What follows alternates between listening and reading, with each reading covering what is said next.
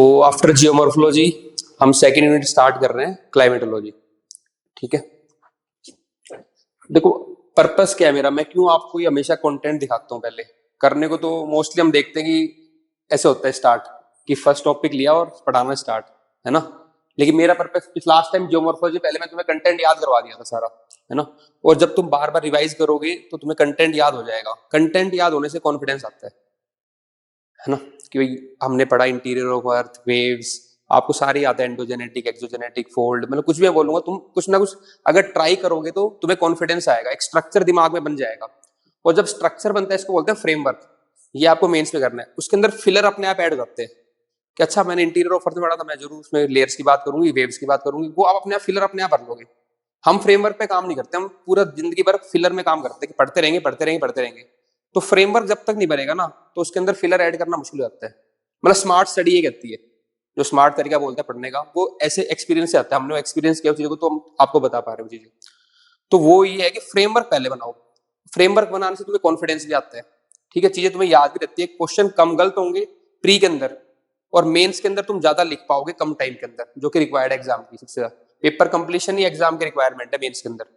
Obviously demand of the question तो meet करनी है, जब आंसर राइटिंग करोगे मैं समझाऊंगा सारी बातें। तो मैं इसलिए अगर फ्रेमवर्क तुम्हें याद कर जाते ही फ्रेमवर्क याद कर लो, यही बेसिक तरीका होता है। इसलिए जब यूपीएससी तैयारी करते हैं हम स्टार्ट, तो सबसे पहले क्या याद करना चाहिए, सिलेबस याद करना चाहिए कि ये मेरा फ्रेमवर्क बन गया। पॉलिटी, इकोनॉमी, ज्योग्राफी, साइंस, जो 6 सब्जेक्ट है प्री के, वो प्लस करंट अफेयर, ये प्री।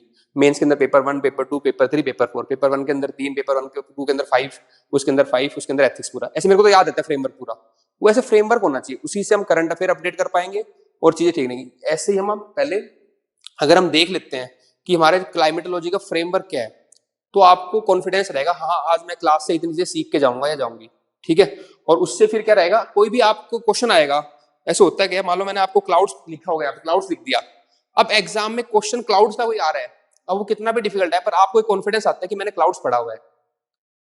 अगर मैंने आपको यहाँ पे इन्वर्जन लिख दिया, temperature inversion of the temperature दिख गया, अब टेम्परेचर इन्वर्जन से, फोग से, ये जो सब टर्म्स जो लिखी हुई ना, अगर आपके दिमाग में बैठी हैं तो वो आपको कॉन्फिडेंस देती है।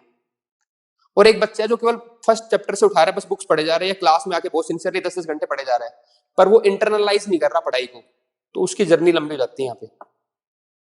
मतलब नो डाउट डिफिकल्ट एग्जाम है, लेकिन उसको कुछ क्रैक करने के तरीके भी तो होंगे। अगर उसको फॉलो कर लेंगे तो हम जल्दी क्रैक कर लेंगे, अदरवाइज तो जर्नी तो फिर एंडलेस है। ठीक है, तो स्मार्ट तरीका ये कहता है कि तुम इसको याद कर लो, इसको याद कर लो, चैप्टर सारा याद हो जाएगा। मतलब कितने अराउंड ये 50 पेज की पीडीएफ होगी, अगर तुमने एक पेज याद कर लिया तो तुम्हें 50 पेज याद हो जाएंगे। मतलब ये है स्मार्ट तरीका। अगर मैं बोलता हूं कि विंड सिस्टम है जो 3 लेवल पे डिवाइड है, प्राइमरी, सेकेंडरी, टर्शरी, ये स्ट्रक्चर हो गया। प्राइमरी में फिर 3 आएंगी, है ना, सेकेंडरी में आपके मॉनसून और साइक्लोन्स आ जाएंगे, और टर्शरी में लोकल विंड्स आ जाएंगी। तो अब आपके अंदर उसके अंदर फिर आप प्राइमरी में 3 वाली विंड पढ़ोगे, ईस्टर्ली, वेस्टर्ली, पोलर ईस्टर्ली करके, फिर सेकेंडरी में अब मॉनसून और साइक्लोन, ट्रॉपिकल, टेम्परेट, मतलब इस तरीके से वो दिमाग में चलते रहेंगी चीजें, वही करेंगे आप। ठीक है, तो पहले मैं आपका करूंगा एटमोस्फेयर से, फिर हम जाएंगे विंड सिस्टम से, और फिर क्लाइमेट पे। तो 3 पोर्शन यहाँ पे हो गए डिवाइड। पहले एटमोस्फेयर के बारे में पढ़ेंगे, ठीक है, फिर जो विंड सिस्टम है हमारा उसके बारे में, और फिर एक एक क्लाइमेट का अलग अलग क्लाइमेट, और उनके बीच में जो छोटे छोटे फिनोमिनाज हैं उनको देखते रहेंगे। लाइटनिंग हो गया जैसे, है ना, जेट स्ट्रीम हो गया, एयर मास हो गया, ये छोटे छोटे फिनोमिना आते रहते हैं इसके अंदर, क्लाइमेटोलॉजी के अंदर। तो देखो एक बेसिक रीडिंग लगाओ मेरे साथ, है ना, उसको इसको भी देखो, सोचो मैंने कितने टॉपिक थे, 26 टॉपिक थे, और बिलीव नहीं करोगे मैंने उससे पहले अभी इसको कैटेगराइज कर दिया, क्योंकि मेरे को रीडिंग लगाई मैंने, क्योंकि मेरा दिमाग ऐसे चल रहा है कि मैं इसको कैसे सब डिवाइड करूं, कैसे फ्रेमवर्क बनाऊं ताकि मेरे को चीज याद हो जाए। पहले मेरे को याद हुई क्लाइमेटोलॉजी, अब मैं क्या करूंगा, अब मेरे को 3 चीज याद हो जाएंगी, क्योंकि मैंने अभी बोला आपको एटमोस्फियर, विंड सिस्टम और पर्टिकुलर क्लाइमेट। अब उनके अंदर पढ़ लूंगा, फिर उनके अंदर पढ़ूंगा, तो ये सिस्टमैटिक होगा। आपको बुक देखने की जरूरत नहीं पड़ेगी, ऐसे जा रहा हूं मैं दिमाग से। ठीक है, तो एटमोस्फियर में क्या करेंगे, पहले एटमोस्फियर क्या है, स्ट्रक्चर देखेंगे उसका, ठीक है, कैसे बना हुआ है, लेयर्स कौन कौन सी लेयर्स हैं, फिर हम आएंगे इंसोलेशन पे। फिर इंसोलेशन आ गया मतलब इनकमिंग सोलर रेडिएशन। तो जब इंसोलेशन की बात आएगी तो उसी के साथ हम टेम्परेचर को रिलेट कर देंगे। तो टेम्परेचर से रिलेटेड जितने भी कॉन्सेप्ट्स हैं उनको देख लेंगे कि कैसे लैटिट्यूड वाइज टेम्परेचर वेरी कर रहा है, क्या क्या फैक्टर है जो टेम्परेचर को इफेक्ट कर रहे हैं। ठीक है, तो ये हो गया आपका temperature of the atmosphere. Albedo इसी में आ जाएगा, तो एल्बिडो आ गया, आपका स्टम आ गया एल्बिडो। एल्बिडो से क्वेश्चन आ चुका है पहले यूपीएससी प्रीलिम्स के अंदर, अब दोबारा आएगा तो आप कॉन्फिडेंट रहोगे, मैंने एल्बिडो पढ़ा था, उसके कॉन्सेप्ट्स भी और उसके एग्जांपल्स भी। ऐसे कर, फिर एल्बिडो आ जाएगा, क्योंकि सब टेम्परेचर की बात चल रही है अभी। तो एटमोस्फियर हो गया, सेकंड हेडिंग टेम्परेचर हो रही है, तो टेम्परेचर का heat budget of the earth आ गया, फिर आ गया आपका इन्वर्जन ऑफ टेम्परेचर। फिर हम नेक्स्ट टॉपिक पे आ रहे हैं जो क्लाउड से रिलेटेड है, विंड से रिलेटेड, मैंने कहा ना क्लाउड्स आए फिर विंड्स आएंगे सारे, atmospheric circulation, wind system, planetary system, winds, shifting of winds, ठीक है। फिर ट्रॉपिकल साइक्लोन, अलग अलग साइक्लोन होंगे, टेम्परेट, ट्रॉपिकल, फिर उनमें डिफरेंस, फिर लोकल विंड्स, तो वही चल रहा है, पहले प्राइमरी विंड्स थी, फिर सेकेंडरी, फिर टर्शरी, तीनों विंड्स आ गई। फिर मैंने कहा था कुछ छोटे मोटे और जेट स्ट्रीम हो जाएगा, एयर मास हो जाएंगे, वो कॉन्सेप्ट्स करेंगे, और लास्ट में फिर वर्ल्ड क्लाइमेट्स, और ये भी उसी कॉन्सेप्ट का पार्ट हो गया, लाइटनिंग। और फिर आखिरी में जियोमॉर्फोलॉजी में भी करवाया था, इसमें भी हम पीवाईक्यू देखेंगे, उसमें फिर आपको कॉन्फिडेंस आएगा कि जो हमने पढ़ा है उससे हम काफी क्वेश्चन सोल्व कर पा रहे हैं, ठीक है। आगे स्ट्रक्चर दिमाग में समझ में, तो सबसे पहले टेम्परेचर की, सॉरी एटमोस्फियर, फिर टेम्परेचर है ना, उसके रिलेटेड सारे कॉन्सेप्ट्स कर लेंगे, फिर विंड सिस्टम करेंगे, फिर हम क्या करेंगे आपका क्लाइमेट्स कर लेंगे, और कुछ कॉन्सेप्ट्स उनको करेंगे। तो ये हो गया आपका क्लाइमेटोलॉजी। अब आपको पता है क्लाइमेटोलॉजी में पढ़ना क्या है, तो सबसे पहला जो कॉन्सेप्ट है उसी को मैं स्टार्ट करूंगा आपका, दैट इज योर एटमोस्फेयर, ठीक है। चलो, ये बेसिक है, देखो एटमोस्फेयर कुछ एक क्या है, लेयर्स है, बस इतना याद रखना है। कीवर्ड मैंने मार्क कर देता हूँ, पढ़ तो आप लोगे, बस आपको कीवर्ड याद रखना है। तो एटमोस्फेयर क्या है, लेयर्स ऑफ गैसेज है, तो पहले ट्रोपोस्फेयर, सेटोस्फेयर, मीजोस्फेयर, थर्मोस्फेयर है, तो ये डिफरेंट लेयर्स हैं। एटमोस्फेयर क्या है, एक लेयर ऑफ गैसेज है, इसमें अलग अलग गैसेज है, वो स्ट्रक्चर में पढ़ेंगे कौन कौन सी गैसेज है। पहले बेसिक पता होना चाहिए, तो अर्थ है, ठीक है, उसके चारों तरफ क्या है, लेयर ऑफ गैसेज है, दैट इज योर एटमोस्फेयर। तो atmosphere is the layer of gases which surrounds the earth from all sides, चारों तरफ से सराउंड करता है, and is attached to the earth surface by gravitational force. दूसरा keyword ये आ गया, ये भाग क्यों नहीं जा रहा, ये attach because of the gravitational force. आपको बेसिक कॉन्सेप्ट पता चल गया, तो उसका एप्लीकेशन पूछेगा आपसे वो, तो वो आप अप्लाई कर लोगे, ठीक है। तो एक तो अर्थ के चारों तरफ गैसेस का है, that is in divided different layers, जो आपको अभी देख लेंगे, और अटैच किसके साथ है, वो ग्रेविटेशनल फोर्स के साथ। वहां पे समझ नहीं आएगा, वहां पे दो तीन फोर्स डाल देगा, सेंट्रीपिटल फोर्स, सेंट्रीफ्यूगल फोर्स, है ना, एस्ट्रोनॉमिकल फोर्स, ऐसे वर्ड्स आएंगे वहां पे। अब क्लियर है तो क्लियर है, फिर टाइम नहीं है, बस टिक होएगा आंसर ग्रेविटेशन फोर्स, ऐसे। तो ये दो कीवर्ड याद रखने। अब आ जाओ इवोल्यूशन। इवोल्यूशन मैंने क्यों करवाया है, क्योंकि क्वेश्चन आ चुका है इवोल्यूशन ऑफ एटमॉस्फेयर से। वो ऐसे पूछता है कि पहले कैसा था, गैसेस कौन सी थी, अब कौन सी गैसेस हो गई है, तो ये इवोल्यूशन पता होना चाहिए। एकदम से नहीं, तो आज हमने ढंग से कर लिया तो उस टाइम क्वेश्चन में घबराओगे नहीं इवोल्यूशन पे। तो इवोल्यूशन की बात करें, present atmosphere evolved in the following 3 stages. तो 3 स्टेज बताऊंगा आपको। पहला है लॉस ऑफ प्राइमोर्डियल एटमॉस्फेयर, एक जो पहला एटमॉस्फेयर था, ओरिजिनल जो सबसे पहले था, तो उसका तो लॉस हो गया, वो हट गया एटमॉस्फेयर, ठीक है। फिर दूसरा हुआ इवोल्यूशन ऑफ न्यू एटमॉस्फेयर, एक नया एटमॉस्फेयर आया, और फिर उसके अंदर मॉडिफिकेशन हुई। तो 3 स्टेज में बनाया जो आज का एटमॉस्फेयर है। जो थर्ड आएगा देखो यहाँ पे, वो है modification of the atmospheric composition. ये अब देखो पहला जो गया, the present composition of the earth atmosphere is chiefly contributed by nitrogen and oxygen, while the early atmosphere was supposed to be of hydrogen and helium. अब देखो इसका सबसे अच्छा तरीका क्या है पढ़ने का इसका, आप यहाँ पे ना 3 मैप बना लो।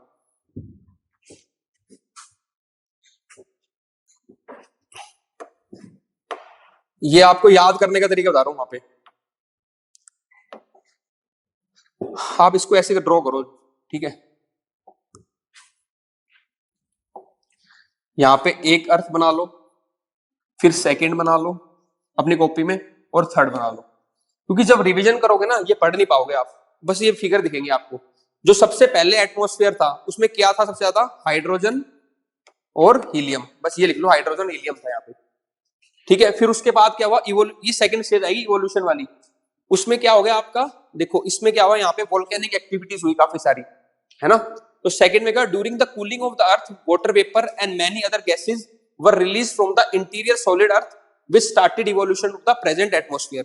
तो ये पहले हाइड्रोजन हीलियम था, क्योंकि सन की एक्टिविटी बहुत ज्यादा होती थी, ठीक है ना। तो वहां पे रीजन लिखा भी होगा, ये तो आगे आ जाएगा, because of the solar winds. देखो ये है ना, तो पहला यहाँ पे सबसे जो प्राइमोर्डियल एटमॉस्फेयर था, तो उसमें क्या था ज्यादा, हाइड्रोजन और helium, because of the solar winds. तो पहला स्टेज खत्म। उसके बाद क्या हुआ, कूलिंग स्टार्ट हुई, कूलिंग, ठीक है। Cooling, the early atmosphere largely contain water vapour, nitrogen, carbon dioxide, methane, ammonia and very little free oxygen.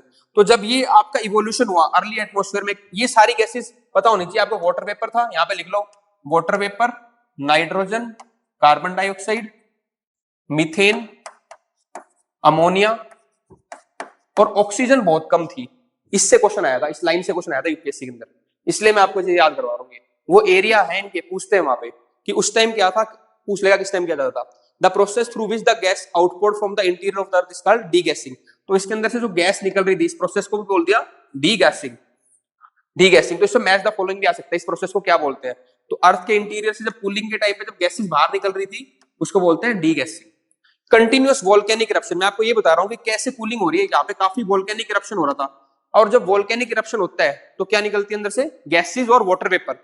अब जब वो वाटर वेपर ऊपर आएंगे तो क्या करेंगे? कूल डाउन करेंगे and it lead to the rain. अब रेन होगी तो पूरी बारिश होगी, सब टेम्परेचर एटमोस्फेयर ठंडा होगा, तभी यहाँ पे क्या हो रहा है? कूलिंग हो रही है। ठीक है, तो बारिश होगी और जहां पे जो डिप्रेशन थी उसके अंदर क्या होगा? पानी में भर जाएगा और ओशियंस बन जाएंगे। तो ये हो गया हमारा फॉर्मेशन ऑफ आपका ओशियंस एंड एटमोस्फेयर। ठीक है, जो इवोल्यूशन हो रहा है एटमोस्फेयर का, water vapour release get condensed while carbon dioxide in the atmosphere get dissolved. और जो ये कार्बन डाइऑक्साइड थी ये वापस डिसॉल्व होके ओशियंस में आ गई। तो अब आप देख रहे हो धीरे धीरे कंपोजिशन चेंज हो रहा है। यहाँ पे कार्बन डाइऑक्साइड जब आगे आओगे तो कार्बन डाइऑक्साइड कम हो जाएगी। क्यों? क्योंकि जो बारिश आई थी उसके कारण कार्बन डाइऑक्साइड डिसॉल्व होके ओशियंस में डिपॉजिट होगी नीचे। अब भी ये कहते हैं कि ग्लोबल वार्मिंग जो हो रही है, CO2 बढ़ रही है, ठीक है ना, जब भी रेनफॉल आती है तो उसमें क्या होती है? CO2 डिसॉल्व होके सेटल हो जाती है, इसलिए मतलब रेनफॉल से भी कहीं ना कहीं CO2 का कंसेंट्रेशन कम होता है। तो ये क्या हुआ? CO2 यहाँ पे कम हो गई है। अब आपको क्वेश्चन यही आया था कि उस टाइम ऑक्सीजन ज्यादा थी या कम थी? तो उस टाइम कम थी, अब ऑक्सीजन बढ़ गई है। And at that time during the evolution carbon dioxide ज्यादा थी, अब कार्बन डाइऑक्साइड कम हो रही है बिकॉज ऑफ द रेनफॉल और डिसोल्यूशन। तो ये मतलब इन्फ्रेंस बेस्ड क्वेश्चन आया था यूपीएससी में प्री में। कॉन्टिन्यूस वो बता दी मैंने आपको, कार्बन डाइऑक्साइड डिसॉल्व हो गया, ठीक है। द रेन वाटर फॉलिंग, ये सब हो गया आपको ऑप्शन। अब देखना है थर्ड स्टेज में क्या हो रहा है। अभी तक लाइफ नहीं आई है, ठीक है। फिर जब लाइफ आएगी तो धीरे धीरे क्या होगा? फोटोसिंथेसिस होगा। पहले ओशियन के अंदर लाइफ आई, ठीक है, फिर लैंड पे आई। तो अब धीरे धीरे क्या हुआ? जब ओशियन के अंदर लाइफ आई तो फोटोसिंथेसिस स्टार्ट हुआ। फोटोसिंथेसिस में क्या होता है? कार्बन डाइऑक्साइड एब्जॉर्ब करते हैं, ऑक्सीजन रिलीज करते हैं। तो जब जैसे जैसे लाइफ आई तो कार्बन डाइऑक्साइड और कम होने लगी है एटमॉस्फेयर से और ऑक्सीजन बढ़ने लगी है। अब वो ऑक्सीजन, पहले लाइफ ओशियन में आई थी तो सारी ओशियन में ऑक्सीजन ऑक्सीजन हो गया, फिर ऑक्सीजन जब फुल हो गया तब वो एटमॉस्फेयर में आई। तो ये प्रोसेस था ऑक्सीजन का। अब धीरे धीरे फाइनल एटमॉस्फेयर में क्या हो गया? ऑक्सीजन का कंपोजिशन ज्यादा बढ़ गया। नाइट्रोजन तो है ही, सेकंड पे कौन सा आती है? ऑक्सीजन, और थर्ड पे गैस आती है आर्गन, ठीक है ना। अब वही ये बेसिक चीज है बिल्कुल। अब देखो जो थर्ड था, मॉडिफिकेशन हुआ है सारा, मैंने बताया ना फोटोसिंथेसिस हुआ, ये सब मैंने जो बताया है आपको इसमें मिल जाएगा। प्रोसेस यही है। ऑक्सीजन फिर क्या हुआ? इवेंचुअली वहां से फ्लड होने लगी टू द एटमॉस्फेयर, और फिर जब एटमॉस्फेयर में ऑक्सीजन बढ़ी तो यहाँ पे भी फ्लोरा एंड फ्लोरा एग्जिस्ट हुआ। अब आपको ओवरऑल हिस्ट्री समझ में आ गई, कैसे लाइफ हुआ, कैसे ओशन बना, कैसे एटमॉस्फेयर हुआ, कौन सी गैसेस पहले थी, कौन सी गैसेस बाद में थी। एक डायग्राम बन गया तो पेपर में टाइम नहीं लगेगा रिवाइज कर, बस अच्छा इस टाइम ये था, इस टाइम ये चीज हुआ, और आपको प्रोसेस ही समझ में आ गया कि कूलिंग कैसे हो रही थी।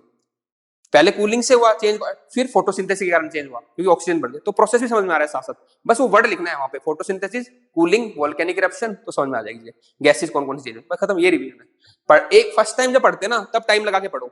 मैं भी फर्स्ट टाइम पढ़ रहा हूँ, टाइम लगा के पढ़ रहा हूँ, तुम भी पढ़ रहे हो। जब सेकंड और थर्ड टाइम रिवीजन तब टाइम नहीं लगेगा। जो फर्स्ट टाइम जल्दी कर देता है ना उसको सेकंड थर्ड टाइम हमेशा टाइम लगता है। उसको फर्स्ट टाइम अच्छे से पढ़ लो एक बार, फिर दिक्कत नहीं आएगी। ठीक है, ये हो गया। Note it was early in the Archean, ये मैं आपको एक टाइम पीरियड बता रहा हूँ, कई बार पूछ लेता है कि फर्स्ट लाइफ टाइम का, जब टाइम जियोलॉजिकल टाइम स्केल बताऊंगा तब हेडियन पीरियड था, फिर आर्कियन आया, ठीक है। तो आर्कियन टाइम के फर्स्ट लाइफ अपीयर हुई थी कहां पे? ओशियंस के अंदर, फिर लैंड, है ना। अवर ओल्डेस्ट फॉसिल जो लगभग एक बात करें 3.5 टू 3.7 बिलियन ईयर्स अगो सबसे पहले लाइफ आई थी, ठीक है। तो एक पॉइंट मैंने दे दिया, तो ये प्री में इंपॉर्टेंट आ जाए तो आपके लिए। तो मैंने आपको सबसे पहले क्या बता दिया? एटमॉस्फेयर क्या है, ठीक है। उसका अब हम करेंगे सेकंड पॉइंट, कंपोजिशन क्या है उसका। भाई एटमॉस्फेयर तो है, उसमें कौन कौन से कंपोनेंट है, तो इसको भी अगेन स्ट्रक्चर में डिवाइड कर लो। जो आप कह भी रहे थे मेरे को, कुछ सर गैसेज हैं, कुछ वाटर वेपर हैं, कुछ डस्ट पार्टिकल हैं, तो वही आ जाएंगे। तो कुछ तो हम गैसेज देख लेंगे, फिर कुछ वाटर वेपर होंगे और कुछ डस्ट पार्टिकल होंगे। स्ट्रक्चर बनना चाहिए दिमाग के अंदर, ठीक है, क्योंकि इससे भी क्वेश्चन आ चुका है। तो गैसेज की अगर बात करें, जो मैंने आपसे पूछा सबसे ज्यादा कह रहा हूँ नाइट्रोजन। नाइट्रोजन पहले भी ज्यादा थी, अब भी वो ज्यादा चल रही है, ठीक है। चेंज कंपोजिशन किसका हुआ है? CO2 कम हो गई है, ऑक्सीजन बढ़ गई है। सेकंड पे ऑक्सीजन, थर्ड पे आपने कार्बन डाइऑक्साइड बताई थी, पर कौन सी है? आर्गन है। Then carbon dioxide, then ozone. फिर भी सोचो मैंने और बाकी के लिख दिए अदर गैसेज इस रेशियो में, क्योंकि इनमें से किसी को ऊपर डाल देगा तो आप समझ जाओगे भाई इतना परसेंटेज नहीं है उसका, ये gases are they are more in number. तो अगर गैसेज की बात करें तो ये हो गया अब देखो ये मैंने लिख दिया कि वो कह रहा है ओवर द टाइम ना जो बाकी गैसेज है उनका volume more or less same रहे, लेकिन अब ग्लोबल वार्मिंग के कारण धीरे धीरे कार्बन डाइऑक्साइड वापस राइज हो रही है। तो एक ऑब्जर्वेशन है बस ये, तो जो भी ऑब्जर्वेशन होती है वो मैं नोट डाल के लिख देता हूँ, ठीक है ना, तो वो आपको कंसेप्ट से अलग ऑब्जर्वेशन मिल जाएगी। तो हमने कंपोजिशन ऑफ एटमॉस्फेयर कर रहे थे, फर्स्ट इज योर गैसेज जो सारी कंपोजिशन देख ली, सेकंड द वाटर वेपर। अब वाटर वेपर सबको पता है, वाटर वेपर यूपीएससी का फेवरेट भी है, क्वेश्चन 2-3 कभी एनवायरमेंट पूछते हैं, कभी ग्लोबल वार्मिंग पूछते हैं, कभी, तो उसके पता होना चाहिए क्या फायदा, इसलिए। तो वाटर वेपर क्या है, variable gas in the atmosphere. तो ये भी हमें करना है, जो जो उनके एरियाज है उनको अच्छे से पढ़ना है, ठीक है। वाटर वेपर एक एरिया है, ग्लोबल वार्मिंग एरिया है, तो उसको अच्छे से करना है। तो it's a variable gas in the atmosphere, जो कि मान लो कहीं पे अगर एल्टीट्यूड नीचे है तो वहां पे क्या होगा, ज्यादा होगा बस। तो वेरी करता है एल्टीट्यूड के साथ, जैसे हाइट पे जाएंगे तो मॉइस्चर कम हो जाता है, ठीक है। ऐसे ही जैसे जैसे ठंडे एरिया में जाएंगे मॉइस्चर कम है, ट्रॉपिकल एरिया में ज्यादा है। तो लैटिट्यूड के साथ भी वेरी करता है और एल्टीट्यूड के साथ भी। देखो variable gas in the atmosphere it decreases with the altitude and latitude more near the equator. क्या होता है जब हम नीचे इक्वेटर के पास हैं, ट्रॉपिकल के पास हैं, तो वहां पे क्या होता है टेम्परेचर ज्यादा होता है, ठीक है ना, तो वो इवेपोरेट करता है पानी, तो इसी कारण क्या होता है मॉइस्चर ज्यादा रहेगा। समझ में आ गया ना बात, इसलिए जैसे ऊपर जाओगे तो कूलिंग होती है तो अगेन मॉइस्चर कम हो जाता है। तो with latitude also and with altitude, height के साथ भी टेम्परेचर कम होएगा तो क्या होता है मॉइस्चर कम होता जाता है, ये रीजन है इसका। Creates clouds fog and precipitation, और ये वाटर वेपर ही है, इन्हीं के कारण फॉग बनती है, इन्हीं के कारण आपके क्लाउड्स बनते हैं। क्योंकि क्लाउड्स आप देखोगे वो they are the tiny particles of the water vapour only. तो ये सारे हो गए। Reflects and absorb incoming solar radiations, तो अभी मैं आपको जब हीट बजट बताऊंगा तो देखना उसमें जो वाटर वेपर होगा वो इनकमिंग जो इंसोलेशन आता है उसको रिफ्लेक्ट भी करता है। और फोर्थ है इट एब्जॉर्ब्स टेरेस्ट्रियल रेडिएशन, और जो अर्थ जो रेडिएशन करती है रिलीज उसको ये एब्जॉर्ब भी करता है, इसलिए ग्रीन हाउस गैस की तरह भी काम आता है। अब चारों बातों बता दी मैंने आपको, और इनमें से कम 2 या 3 बात किसी किसी के अंदर से 2 या 3 क्वेश्चन आ रखे हैं, इतना इंपॉर्टेंट। इसके ऊपर भी आ रखा है ग्रीन हाउस गैस है, ठीक है, इसके ऊपर भी आ रखा है कि रिफ्लेक्ट करता है नहीं करता, तो ये इन्हीं पॉइंट्स के अंदर क्वेश्चन आ रखे हैं, इतना माइन्यूटली पढ़ना पड़ता है। ये समझ में आ गया ना एब्जॉर्ब कैसे करेगा, because it is a green house gas. जो इनकमिंग जो आउटगोइंग सोलर रेडिएशन है, एक बार बता देता हूं आपको फिर भी। ये देखो वाटर वेपर बहुत इंपॉर्टेंट इसलिए करा रहा हूं। पहला ये कह रहा है विद द वेरिएशन, जैसे जैसे हाइट पे जाएंगे या लैटिट्यूड में बढ़ते जाएंगे 0 डिग्री 30 डिग्री 45 डिग्री लैटिट्यूड, तो वाटर वेपर डिक्रीज होगा। पहली बात तो ये है। सेकंड क्या कह रहा है, जितने भी क्लाउड हैं फॉग हैं ये सब किससे बनते हैं, आपके वाटर वेपर पे। थर्ड बात क्या कह रहा है, जैसे अगर वाटर वेपर एटमॉस्फेयर में है तो इनकमिंग जो रेडिएशन आएगी उसको क्या करता है, रिफ्लेक्ट करता है। ये थर्ड पॉइंट हो गया। अब जो फोर्थ पॉइंट समझा रहा था मैं आपको, ये आपकी टेरेस्ट्रियल रेडिएशन होती है, आगे दिखाऊंगा कि जो अर्थ रिलीज कर रही है लॉन्ग वेव रेडिएशन, ठीक है, तो वाटर वेपर यहां टक्कर खाएगा तो उसको एब्जॉर्ब करेगा।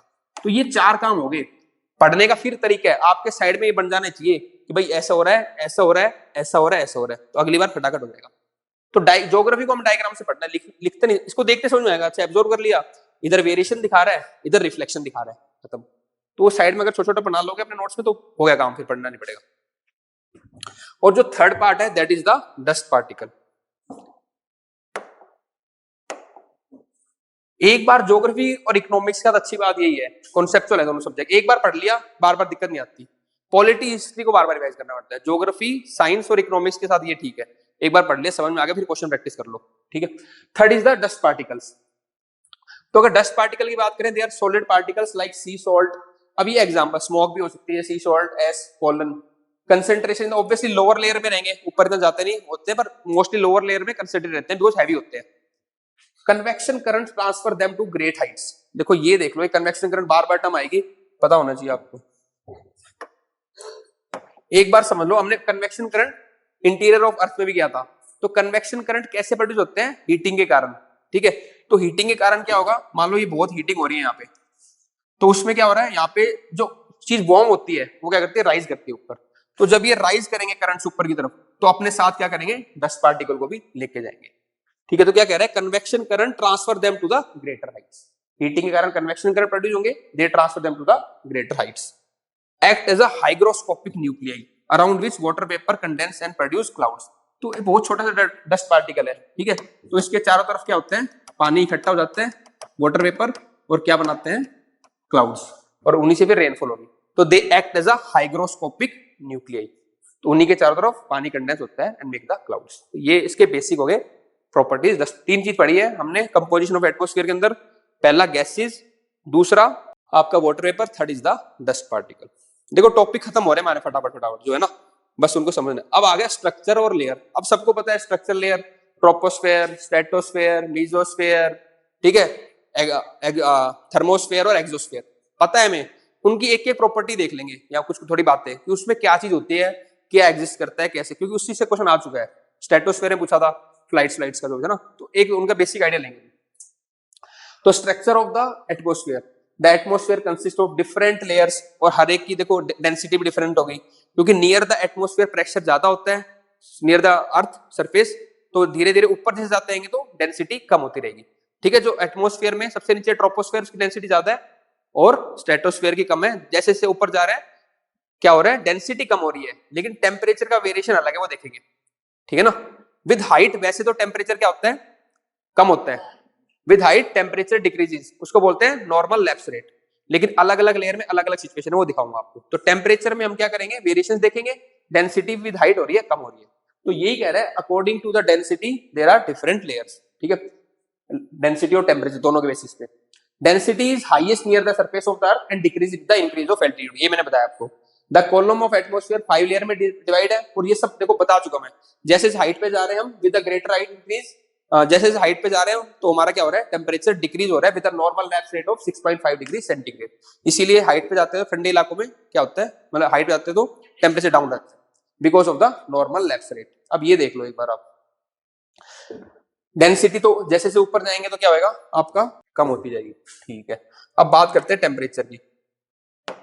तो ये है आपका इधर से यहां तक, ठीक है, और यहाँ पे हम कर रहे हैं आपका हाइट, ये हाइट बढ़ रही है और ये टेम्परेचर है यहाँ पे। तो अगर बात करें ट्रोपोस्फेयर में, तो ट्रोपोस्फेयर मैंने आपको क्या बताया, जैसे हम ऊपर जाएंगे तो टेम्परेचर कम होएगा। तो ये टेम्परेचर 20 था, 0 हो गया माइनस, तो विद हाइट पे टेम्परेचर क्या हो रहा है, कम हो रहा है। और जितनी भी अब ट्रांजिशन लेयर आएगी ना स्ट्रेटोस्फेयर से ट्रोपोस्फेयर के बीच में, तो एक आते हैं ट्रोपोपोज। ये ट्रोपोपोज है, ठीक है ना, स्फेयर नहीं है, पोज है, सॉरी, ये ट्रोपोपोज। ठीक है, ये सारे ये मीजोपोज, तो ये पोज है, ये क्या है, ट्रोपोपोज। इनमें टेम्परेचर कांस्टेंट रहता है। ठीक है, फिर स्ट्रेटोस्फेयर में क्या होगा, टेम्परेचर बढ़ गया। अब मैंने ये कहा था कि भाई विद हाइट क्या हो रहा है, टेम्परेचर कम होना चाहिए, पर यहाँ बढ़ गया because of the presence of ozone. तो यहाँ पे हर एक किसी का अलग रीजन है, यहाँ पे ओजोन के कारण बढ़ जाता है। फिर विद हाइट जाएंगे तो टेम्परेचर कम होगा, ये ठीक है, नॉर्मल तरीका है। और यहाँ पे फिर अगेन हाइट के साथ बढ़ जाता है, तो ये ध्यान रखना है आपको, पहले कम फिर बढ़ रहा है, फिर कम फिर बढ़ रहा है वापिस। तो these are the different layers of the atmosphere. Density में पता चल गया, इसमें टेम्परेचर पता चल गया। अब देखो ये जो मैं बात कर रहा था ना कैरेक्टरिस्टिक्स की, तो डिफरेंट लेयर की हम थोड़ी थोड़ी कैरेक्टरिस्टिक देख लेंगे, क्योंकि क्वेश्चन इनसे आ जाएगा। देखो फायदा क्या होता है, आप पढ़ोगे तो फिर आपको नोट्स बनाने पड़ेंगे। मैं ऑलरेडी 10 जगह सोर्स से रिसर्च करके ले आया, अभी आपके पास आ गया, आपको इसको समझना है, रटना है, एग्जाम करना, क्लियर करना है। तो जो मेहनत मैं कर रहा हूँ वो आपको नहीं करनी है, आपको मेहनत करनी है, याद करना है बस। ये मैं कई जगह से किया ना इकट्ठा, भाई एनसीईआरटी मान लो उसमें 2 पॉइंट होंगे, सविंदर सिंह में 3 पॉइंट होंगे, 1-2 मैंने नेट से देखे होंगे, तो एक जगह कर दिया। कर तो आप भी सकते हो मेहनत, लेकिन आपके इतना टाइम नहीं है, आपको अपना ऑप्शनल मैनेज करना है, आपको बाकी सब्जेक्ट मैनेज करना है। तो ट्यूटर का, मेंटर का यही फायदा होता है, कोचिंग का मतलब ये फायदा होता है, आपका काम आसान हो जाए। अब जो समझदार बच्चा होगा वो उसको ग्रैब कर लेगा, याद कर लेगा, और एग्जाम में उसको परफॉर्म करेगा, अप्लाई करेगा। जो थोड़ा सा लेबोरियस होता है वो फिर 2-3 साल नोट्स बनाता रहता है ना। तो अपने को सीधा बस ग्रैब करना है और अपने एग्जाम में अप्लाई करना है। तो बात करें, क्योंकि स्ट्रक्चर अब आपके दिमाग में है, मैंने कहा था मैं पढ़ाऊंगा 4-5 बातें उसके बारे में, वही बता रहा हूँ। देखो तो ट्रोपोस्फेयर लोअर मोस्ट है, और इसने भी सोचो मैं आपके लिए बोल्ड कर देता हूँ, बस वही पढ़ना है आपको। लाइन तो पता है, दिस इज एमआर, ये तो पढ़ना भी नहीं आपको। तो लोअर मोस्ट है, कन्वेक्टिव रीजन है। क्यों कहा मैंने कन्वेक्टिव रीजन है, क्योंकि यहाँ पे हीट होती है अर्थ, टेम्परेचर बढ़ता है तो कन्वेक्टिव करंट जनरेट होते हैं, तो देयर इज अ मिक्सिंग, ऊपर जाता है पार्टिकल कुछ ऊपर जाता है, तो ये क्या है, कन्वेक्टिव रीजन है। तो ये वहां पे स्टेटमेंट आ जाएगी, विच ऑफ द लेयर या troposphere is considered the convective region. तो आप कंफ्यूज नहीं होगे, नहीं कहीं मारेंगे स्ट्रेटोस्फेयर, कहीं मारेंगे आइनोस्फेयर को, तो वहां कंफ्यूजन ना हो, इसीलिए कीवर्ड्स दे दी मैंने आपको। अब आप श्योर रहोगे नहीं ट्रोपोस्फेयर में ही है, या जिसको कॉन्सेप्ट पता हो वो भी कर लेगा। It contain dust particle, water vapour, all the changes in the climate and weather take place in this layer. ठीक है, इसीलिए it is important for the biological activity. Convection current होते हैं, फॉग्स होते हैं, क्लाउड्स होते हैं, बारिश होती है, तो जितने मोस्टली वेदर होते हैं वो सारे यहीं पे होते हैं, तो बायोलॉजिकल एक्टिविटी यहाँ होती है। ठीक है, the thickness of the thickness is greater at the equator because of the heated air rises to the great heights. इसमें ये और देख लो एक चीज, आगे वैसे कराऊंगा फिर भी जब विंड कराएं, तो इसमें ये है, ये आपका है अर्थ। मैंने बताया था अर्थ की जो पहली लेयर है दैट इज योर ट्रोपोस्फेयर, ठीक है। तो ये कह रहा है कि जो ट्रोपोस्फेयर की जो हाइट है ना वो इक्वेटर पे अराउंड 16 to 18 किलोमीटर होती है और यहाँ पे होती है अराउंड 7 to 8 किलोमीटर। बस ये बताना चाह रही हूँ, ठीक है ना। बस ये कह रहे हैं the thickness is greater at the, जो ट्रोपोस्फेयर की है thickness that is greater at the equator because the heated air rises to the great. क्योंकि यहाँ पे क्या है, जो हीटेड एयर है वो काफी हाइट तक जाती है, फिर उसके बाद वो कूल डाउन होती है और फिर वो नीचे आती है इस तरफ। वो जब मैं प्लैनेटरी सिस्टम बताऊंगा तब समझाऊंगा सारा। तो ये याद रखना, इक्वेटर पे जो ट्रोपोस्फेयर की हाइट है वो ज्यादा है compare to poles. The tropopause the greater fall in the temperature, बाबू ये सब ठीक है।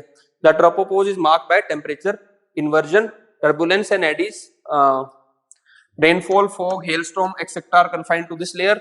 The troposphere is influenced by seasons and jet streams. अब नेक्स्ट लेयर है वो हमारी है स्ट्रेटोस्फेयर।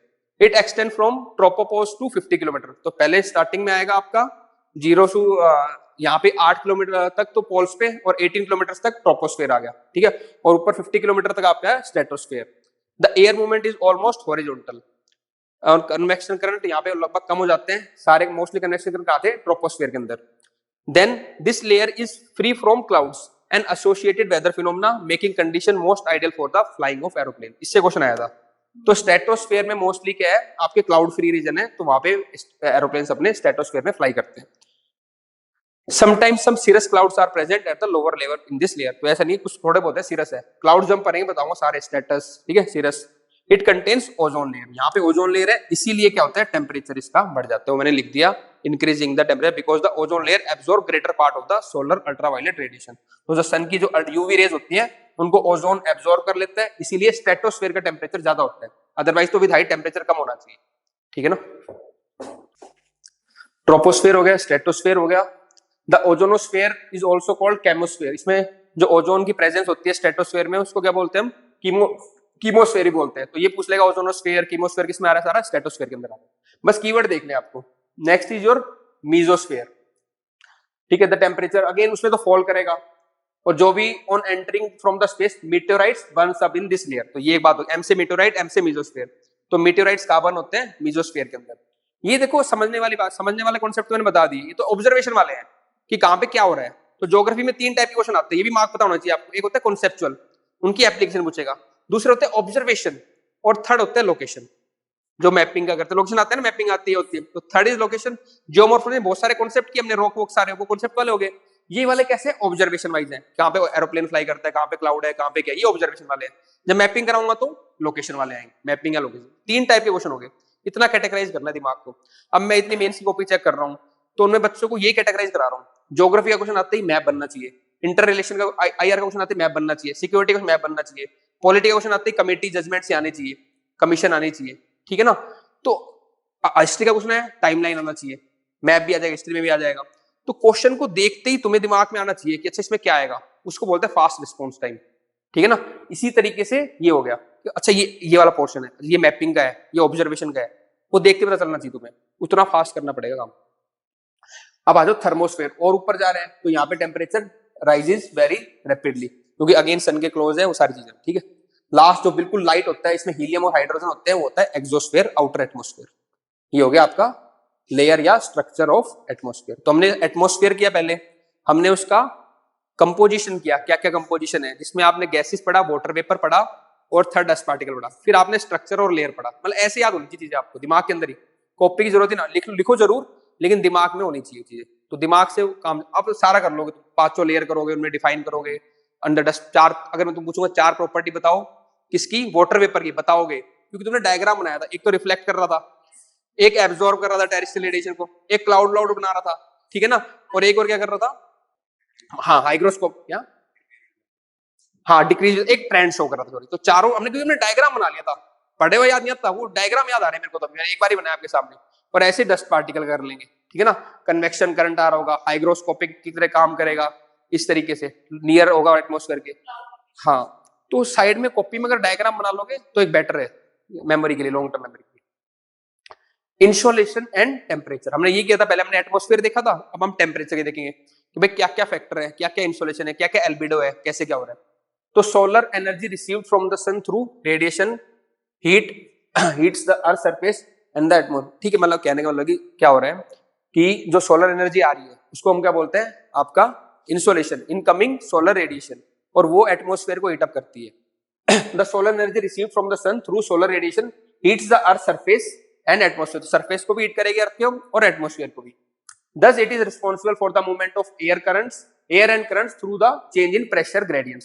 होता क्या है, कुछ जगह पे क्या होता है टेम्परेचर ज्यादा होता है, कुछ जगह पे क्या होता है टेम्परेचर कम रहता है, तो उससे क्या होता है प्रेशर डिफरेंस क्रिएट होता है। उसी से क्या होगा, आपकी एयर हो गया या करंट होता है वो मूव करते हैं, ये बताना चाह रहा है। तो जितने भी मान लो इवन ओशियन करंट्स हो गया, इवन विंड्स हो गया, तो उन सब के लिए रिस्पॉन्सिबल क्या है, इंसोलेशन, सनलाइट रिस्पॉन्सिबल है। तो ये इंपॉर्टेंट फैक्टर है। कॉन्सेप्ट क्या कह रहे हैं यहाँ पे कि इंसोलेशन जो है, जो इनकमिंग इंसोलेशन, जो इनकमिंग सोलर रेडिएशन को बोलते हैं, तो उसके कारण क्या हो रहा है, टेम्परेचर डिफरेंस हो रहे हैं। कहीं जगह पे क्या है टेम्परेचर हाई है और किसी जगह पे टेम्परेचर क्या है लो है। तो जहां पे टेम्परेचर हाई होता है नॉर्मली, वहां पे क्या होगा, प्रेशर लो हो जाएगा, और जहां पे टेम्परेचर हाई है, टेम्परेचर लो है, तो प्रेशर हाई हो जाएगा, और जो एयर मूव करेगी वो हाई से लो प्रेशर की तरफ मूव करेगी। तो टेम्परेचर डिफरेंस के कारण क्या होता है, विंड्स की, करंट्स की मूवमेंट होती है। तो ये बताना चाह रहे हैं कि insolation is responsible for the movement of currents and winds because of the temperature difference. अब हाँ, एक कॉन्सेप्ट और समझो, देखो मैं कॉन्सेप्ट ये पढ़ तो आप लोग हैं, जो मैं लाइन देख रहा हूँ ना उससे आपको कॉन्सेप्ट समझाना चाह रहा हूँ। जो अर्थ से रेज आती है वो कैसे आती है हमारे पास, शॉर्ट वेव, ये याद रखना है। तो अर्थ से जो सन से जो रेज आती है वो कैसे आती है, शॉर्ट वेव। तो सन से जो रेज आएंगी that will come in the short wave, इनको शॉर्ट वेव बनाओ। और जो अर्थ से रेडिएशन रिलीज होती है वो कैसे होती है, लॉन्ग वेव, तो वो होती है लॉन्ग वेव, बस ये बना लो। अर्थ से कैसी आएंगी, शॉर्ट वेव रेडिएशन, सन से कैसे आएंगी, शॉर्ट वेव रेडिएशन। अर्थ से जो रिलीज होंगी वो होंगी लॉन्ग वेव रेडिएशन, ये है बस। हाँ, earth surface receive most of its energy from the short wavelength known as the incoming solar radiation insolation. Radiation energy received by earth and its atmosphere from the sun. The earth absorb short wave radiation, short wave, अब ये और याद रख लो, जो short wave radiation होती है उनकी energy बहुत ज्यादा होती है, हाई एनर्जी होती है, ये प्रॉपर्टीज पता होनी चाहिए अपने को। During the day time and reflect back the heat receive from the space as a long wave radiation mostly infrared during the night it makes the radiating body. ये देखो ये क्या कहना चाह रहा है,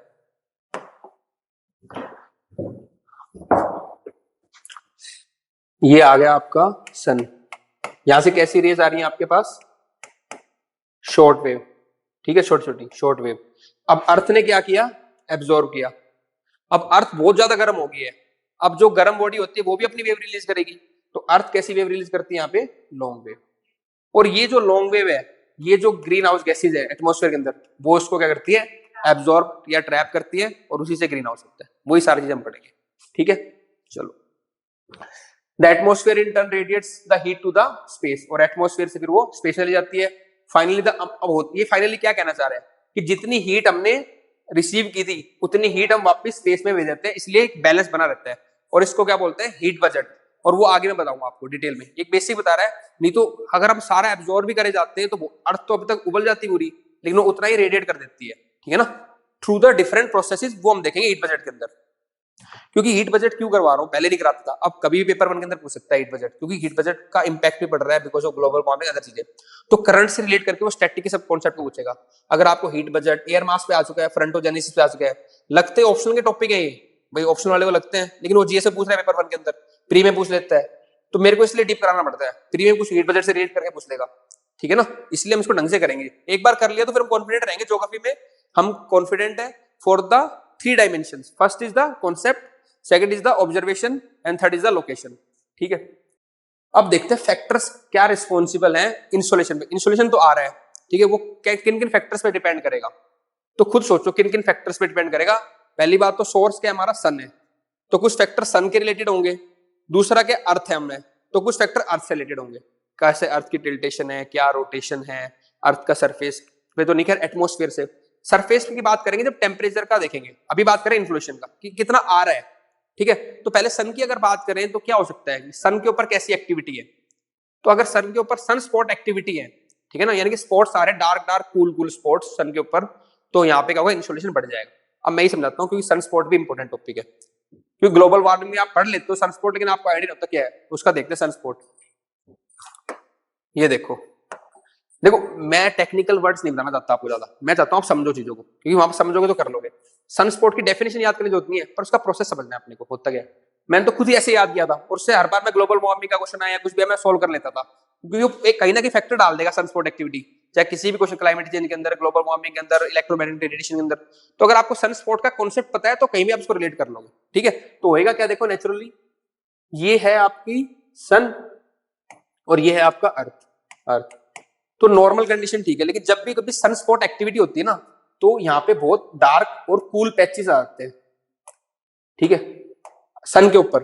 तो पहले जो रेडिएशन आ रही थी नॉर्मली, ठीक है, अब क्या होगा इस केस में, इंटेंसिटी बढ़ जाती है, क्योंकि बाकी पहले तो नॉर्मल एक धीरे धीरे आ रही थी, अब क्या हुआ बाकी जगह पे कूलिंग होगी, तो जो लिमिटेड जगह बच गई ना, उससे इंटेंसिटी आनी इंसोलेशन की। तो लिमिटेड जगह से जब निकलती है तो इंसोलेशन क्या होती है, ज्यादा होती है, ठीक है। तो जब भी सन स्पॉट एक्टिविटी होती है, आपको क्या याद रखना है, जब भी सन स्पॉट एक्टिविटी होती है तो अर्थ पे इंसोलेशन बढ़ जाता है, ये है। क्योंकि सन स्पॉट एक्टिविटी से क्या हो रहा है, डार्क पैचेस हो रहे हैं, बाकी जगह कम बच गई है, ऐसे समझो उसको, तो उससे क्या होगा, ज्यादा निकलेगी इंसोलेशन। ये याद रखना, तरीका होगा याद करने का बस ये। तो इससे क्या कह रहा है, डार्क और कूल ये पैचेस के बारे में लिखा है मैंने कि सनस्पॉट एक्टिविटी क्या होती है। फिर लिख दिया on sun surface it varies, एक 11 ईयर की साइकिल होती है, कभी 11 ईयर कभी उससे ज्यादा, ठीक है। तो साइकिलिकली वेरी करता है। Increase sunspot activity higher insolation, बस मैंने कोड लिया, जैसे जैसे सनस्पॉट एक्टिविटी बढ़ेगी वहां पे इंसोलेशन बढ़ जाएगा। सेकंड फैक्टर क्या हो गया आपका, सेकंड फैक्टर है आपका distance between earth and the sun, ठीक है। ये भी वेरी करता है, जब अर्थ सन के पास होती है तो उसको क्या बोलते हैं, पेरिहीलियन, ठीक है। जब दूर होती है तो एपिलियन। कैसे याद किया मैंने, पी से पास, ठीक है, ए से अवे कर लिया, चलो तुम्हें याद है। अभी देखो आप, ये क्या है आपका सन है, और ये क्या है आपका अर्थ है। तो एपिहीलियन मतलब अवे, दूर को होगी जुलाई के अंदर, और पास कब होगी आपकी, जनवरी में। और ये अब डेट से पूछ लेता है, ये भी ध्यान रखना है, स्टेट पीसेस में खासकर कौन से मंथ में, जुलाई में पास पेरिहीलियन, ठीक है, जनवरी में पास पेरिहीलियन, और जुलाई में अवे। ऐसे भी देख लो, जनवरी में ठंड होती है तो पास पास रहते हैं, जुलाई में भाई दूर गर्मी है दूर दूर, ठीक है। तो ऐसे भी याद हो जाएगा, जुलाई अवे, ठीक है, सर्दी क्या है, पास पेरिहीलियन। अब नहीं बोलोगे तुम, लग रहा है, ठीक है ना, जनवरी और जुलाई, मैं भी नहीं बोलूंगा अब। चलो कंफ्यूजन, ठीक है, आ जाओ। तो दो चीज मैंने तुम्हें करा दी, सनस्पॉट एक्टिविटी करवा दिया, और आपका distance between earth and sun, perihelion aphelion. Third thing आ जाओ, इफेक्ट ऑफ एटमॉस्फेयर। देखो कंफ्यूजन क्यों नहीं हो रही हमें, क्योंकि हम सिस्टमैटिक, हमने पहले सन को लिया, भाई सन का क्या हो रहा है, ठीक है, एक्टिविटी क्या है, फिर सन और अर्थ का डिस्टेंस ले लिया। अब एटमॉस्फेयर में एंटर करेगी तो एटमॉस्फेरिक कंडीशन क्या है उसको देख लेंगे, ठीक है। तो effect of atmosphere, absorption by the atmospheric green house gases, scattering by the dust particle and reflection by the water vapour. अब जैसे जैसे मान लो अगर डस्ट पार्टिकल बहुत ज्यादा है ना, या फिर आपके वाटर वेपर बहुत ज्यादा है, तो वो जो इनकमिंग सोलर रेडिएशन है उसको क्या करते हैं, स्कैटर करता है या फिर रिफ्लेक्ट करते हैं। जो ये वाटर वेपर बाद बताऊंगा, जो लॉन्ग वेव रेडिएशन आती है ना, उनको तो एब्जॉर्ब करते हैं, ठीक है ना। तो इसलिए ग्रीन हाउस गैस इफेक्ट करते हैं, लेकिन इनकमिंग सोलर रेडिएशन को करते हैं आपके वाटर वेपर रिफ्लेक्ट करते हैं। और दूसरा क्या है, ग्रीन हाउस गैसेज वो एब्जॉर्ब करते हैं। तो कंपोजिशन क्या है, किस जगह पे क्या है, तो वो भी डिटरमाइन करेगा आपका इनकमिंग सोलर रेडिएशन। मान लो वोल्केनिक एक्टिविटी हो गई है तो बहुत सारे डस्ट पार्टिकल हो गए, तो क्या होगा, इंसोलेशन कम हो जाएगा। तो ऐसे एप्लीकेशन बेस्ड क्वेश्चन आएगा। अब आपको पता है कि कंपोजिशन ऑफ एटमॉस्फेयर चेंज हुआ है because of volcanic activity, dust particle बढ़ गए हैं तो रिफ्लेक्शन हो जाएगी। ऐसे आप कॉन्सेप्ट को यूज करोगे एप्लीकेशन में, ये तरीका होता है, ठीक है ना। तो सेकंड, थर्ड हो गया आपका इफेक्ट ऑफ एटमॉस्फेयर। फोर्थ हम कर लेते हैं आपका rotation of earth on its axis, क्योंकि टिल्ट है 60.5 डिग्री पे प्लेन है ना। The rotation of the earth on its inclined axis has greater influence on the amount of insolation restored by different latitude। अब होता क्या है, जिस तरफ टिल्ड है ना, तो जो लैटिट्यूड उसके फ्रंट पे होगा सामने, ठीक है, वहां पे क्या होगा, इंसोलेशन बढ़ जाता है, ठीक है। अब देखो इसमें आगे मैंने शायद बना भी रखा होगा डायग्राम, इसमें दे ही रखा है, देखो तो जहां पे टिल्ट के कारण होता है ना, तो उसके कारण भी इंसोलेशन वेरी करता है हमारा। तो सेकंड हो गया रोटेशन भी और एंड टिल्टेशन। थर्ड, फोर्थ हो गया, फिफ्थ पॉइंट देखते हैं, लेंथ ऑफ द डे। अब length of the day except at equators places having longer length of the day and vertical sun rays will receive more insolation, pole rays receive less and अब देखो क्या है, ये समझो concept. Equator पे तो छोड़ दो, क्योंकि इक्वेटर पे क्या होता है, क्लाउड्स होते हैं, तो वहां पे इंसोलेशन कम होता है। लेकिन हम इक्वेटर के अलावा जैसे जैसे ऊपर जाएंगे हम ना, ट्रॉपिक्स पे, हाँ ट्रॉपिक्स पे पहले जाएंगे, फिर सब ट्रॉपिक में जाएंगे, फिर टेम्परेट, और फिर कहां पे जा रहे हैं हम, पोलर में। तो देखो कैसे वेरिएशन होता है। तो यहाँ पे क्या हो रहा है आपकी, दो चीज याद रखनी है। एक तो यहाँ पे परपेंडिकुलर आ रही है रेस, ठीक है, तो परपेंडिकुलर आ रही है, और यहाँ पे थोड़े एंगल से आ रही है, तो ये क्या होती है, एक तो रिफ्लेक्ट हो जाती है, दूसरा क्या होता है, ये देखो जब एरिया है ना, इतने से एरिया में ज्यादा रेंज होगी आपकी, यहाँ पे इक्वेटर से ऊपर ट्रॉपिकल और सब ट्रॉपिकल एरिया में, और यहाँ पे क्या हो रहा है, ये एरिया क्या हो गया, बढ़ गया, बिकॉज यहाँ पे क्या हो रहा है, इंक्लिनेशन हो गया, यहाँ पे सीधा है। तो यही तीन रेस थी, ये तीन रेस कितने ज्यादा एरिया में जा रही है, और यही तीन रेस मानो एग्जांपल कम एरिया में जा रही है। तो जहां कम एरिया में जाएगी वहां पे इंसोलेशन ज्यादा हो जाएगा, वहां पे एरिया ज्यादा कवर कर रही है, बिकॉज ऑफ द यहाँ पे कर्वेचर है ना, लैटिट्यूड के कारण क्या हो रहा है, बढ़ रहा है। और दूसरा क्या हो रहा है, ये यहाँ पे क्या कर रही है, लॉन्गर डिस्टेंस ट्रेवल कर रही है, तो उसके कारण भी इंसोलेशन, तो दो फैक्टर है, एक तो इंक्लिनेशन का है ही, ठीक है, सॉरी लैटिट्यूड तो है ही, और दूसरा क्या है आपका, लॉन्ग डिस्टेंस जो ट्रेवल कर रही है, उसके कारण insolation from the tropical region to polar region कम हो जाता है। ये बात याद रखिए। अब देखो यही लिखा होगा उसमें, accept at equator places having longer length of the day, तो ट्रॉपिकल सब ट्रॉपिकल में ज्यादा होता है, वहां पे इंसोलेशन ज्यादा होगा। एंड वर्टिकल, वहां पे रेस कैसी है, वर्टिकल है, कम एरिया पे ज्यादा रेज आ रही है, ठीक है, लेस टाइम ट्रेवल करना पड़ा है, सीधा आ रहा है, वहां पे थोड़ा लंबा जाना पड़ रहा था, है ना, तो वहां पे इंसोलेशन क्या है, आपके टेम्परेट में कम है, पोलर में कम है, ट्रॉपिकल में ज्यादा है। पोल sun rays more or less parallel, और देखो जो पोल वाली थी वो क्या थी, मोर और लेस पैरेलल भी थी इसके, और दूसरा स्नो के कारण रिफ्लेक्ट हो जाती है, ठीक है, तो ये हो गया इंसोलेशन का। यहाँ पे एंगल ऑफ सन रेज, ठीक है, यही जो मैं बता रहा था एंगल वाला, ये एंगल ऑफ सन रे, तो यहाँ पे क्या हो रहा है आपका, लगभग परपेंडिकुलर था, यहाँ पे डिक्रीज हो रहा है एंगल, तो angle of sun ray decreases polewards oblique on the pole travel larger distance, तो एक तो ओब्लिक है यहाँ पे इसलिए रिफ्लेक्ट हो जाती है, दूसरा क्या है, एक डिस्टेंस लार्जर ट्रेवल करना पड़ रहा है, तो इंसोलेशन पोल्स पे कम है। ये इसलिए करा रहा हूँ डिटेल में, वहां पे लिखा आएगा कि पोल की तरफ क्या आते हैं, इंसोलेशन कम होता है, रीजन पूछेगा 1-2, तो ये दोनों रीजन आपको पता होना चाहिए, एक तो ओब्लिकनेस हो गया, ठीक है, सॉरी एंगल कम हो गया, ओब्लिक हो गया, दूसरा क्या होगा, लार्जर डिस्टेंस ट्रेवल करना पड़ रहा है। तो सारे कर लिए हमने एंगल ना, ये 6 है component. Sunspot activity, distance, length of the day, length of the day tropics पे ज्यादा है, पोल पे कम है, इफेक्ट ऑफ एटमॉस्फेयर, क्या कंपोजिशन है, रोटेशन और इंक्लिनेशन, और एंगल ऑफ सन रे, ये फैक्टर हो गए आपके इंसोलेशन के। ये डायग्राम्स देख लिए हमने इंसोलेशन के। अब टेम्परेचर ऑफ द एटमॉस्फेयर, देखो टेम्परेचर जो एटमॉस्फेयर का है ना, वो सन डिटरमाइन करता है लार्जली, वो अर्थ डिटरमाइन करती है, ये हम बात समझेंगे। होता तो है टेम्परेचर हीट अर्थ सन से, लेकिन लार्जली डिटरमाइन करता है एटमॉस्फेयर का टेम्परेचर, वो कौन करेगा, अर्थ करेगा, खासकर ट्रोपोस्फेयर का, ठीक है, वो कैसे करता है देखते हैं। हालांकि पता होगा आपको, लेकिन फिर भी एक बार देख लेते हैं। ये देखो मैंने बार बार वही बता रहा हूँ आप लोगों को, मैं सन से क्या होगी, शॉर्ट वेव रेडिएशन आ जाएंगी फटाफट, शॉर्ट वेव है ना, कुछ तो रिफ्लेक्ट भी हो जाएंगी, ऐसी बात नहीं है, अर्थ ने एब्जॉर्ब किया, अब अर्थ हीटअप हो गई है, और जब अर्थ हीटअप होती है तो लॉन्ग वेव रेडिएशन स्पेस में जाती है, और बाकी कुछ जो होती है, जो ग्रीन हाउस गैस होती है, वो उनको क्या करती है, एब्जॉर्ब कर लेती है, green house gases long wave radiation को।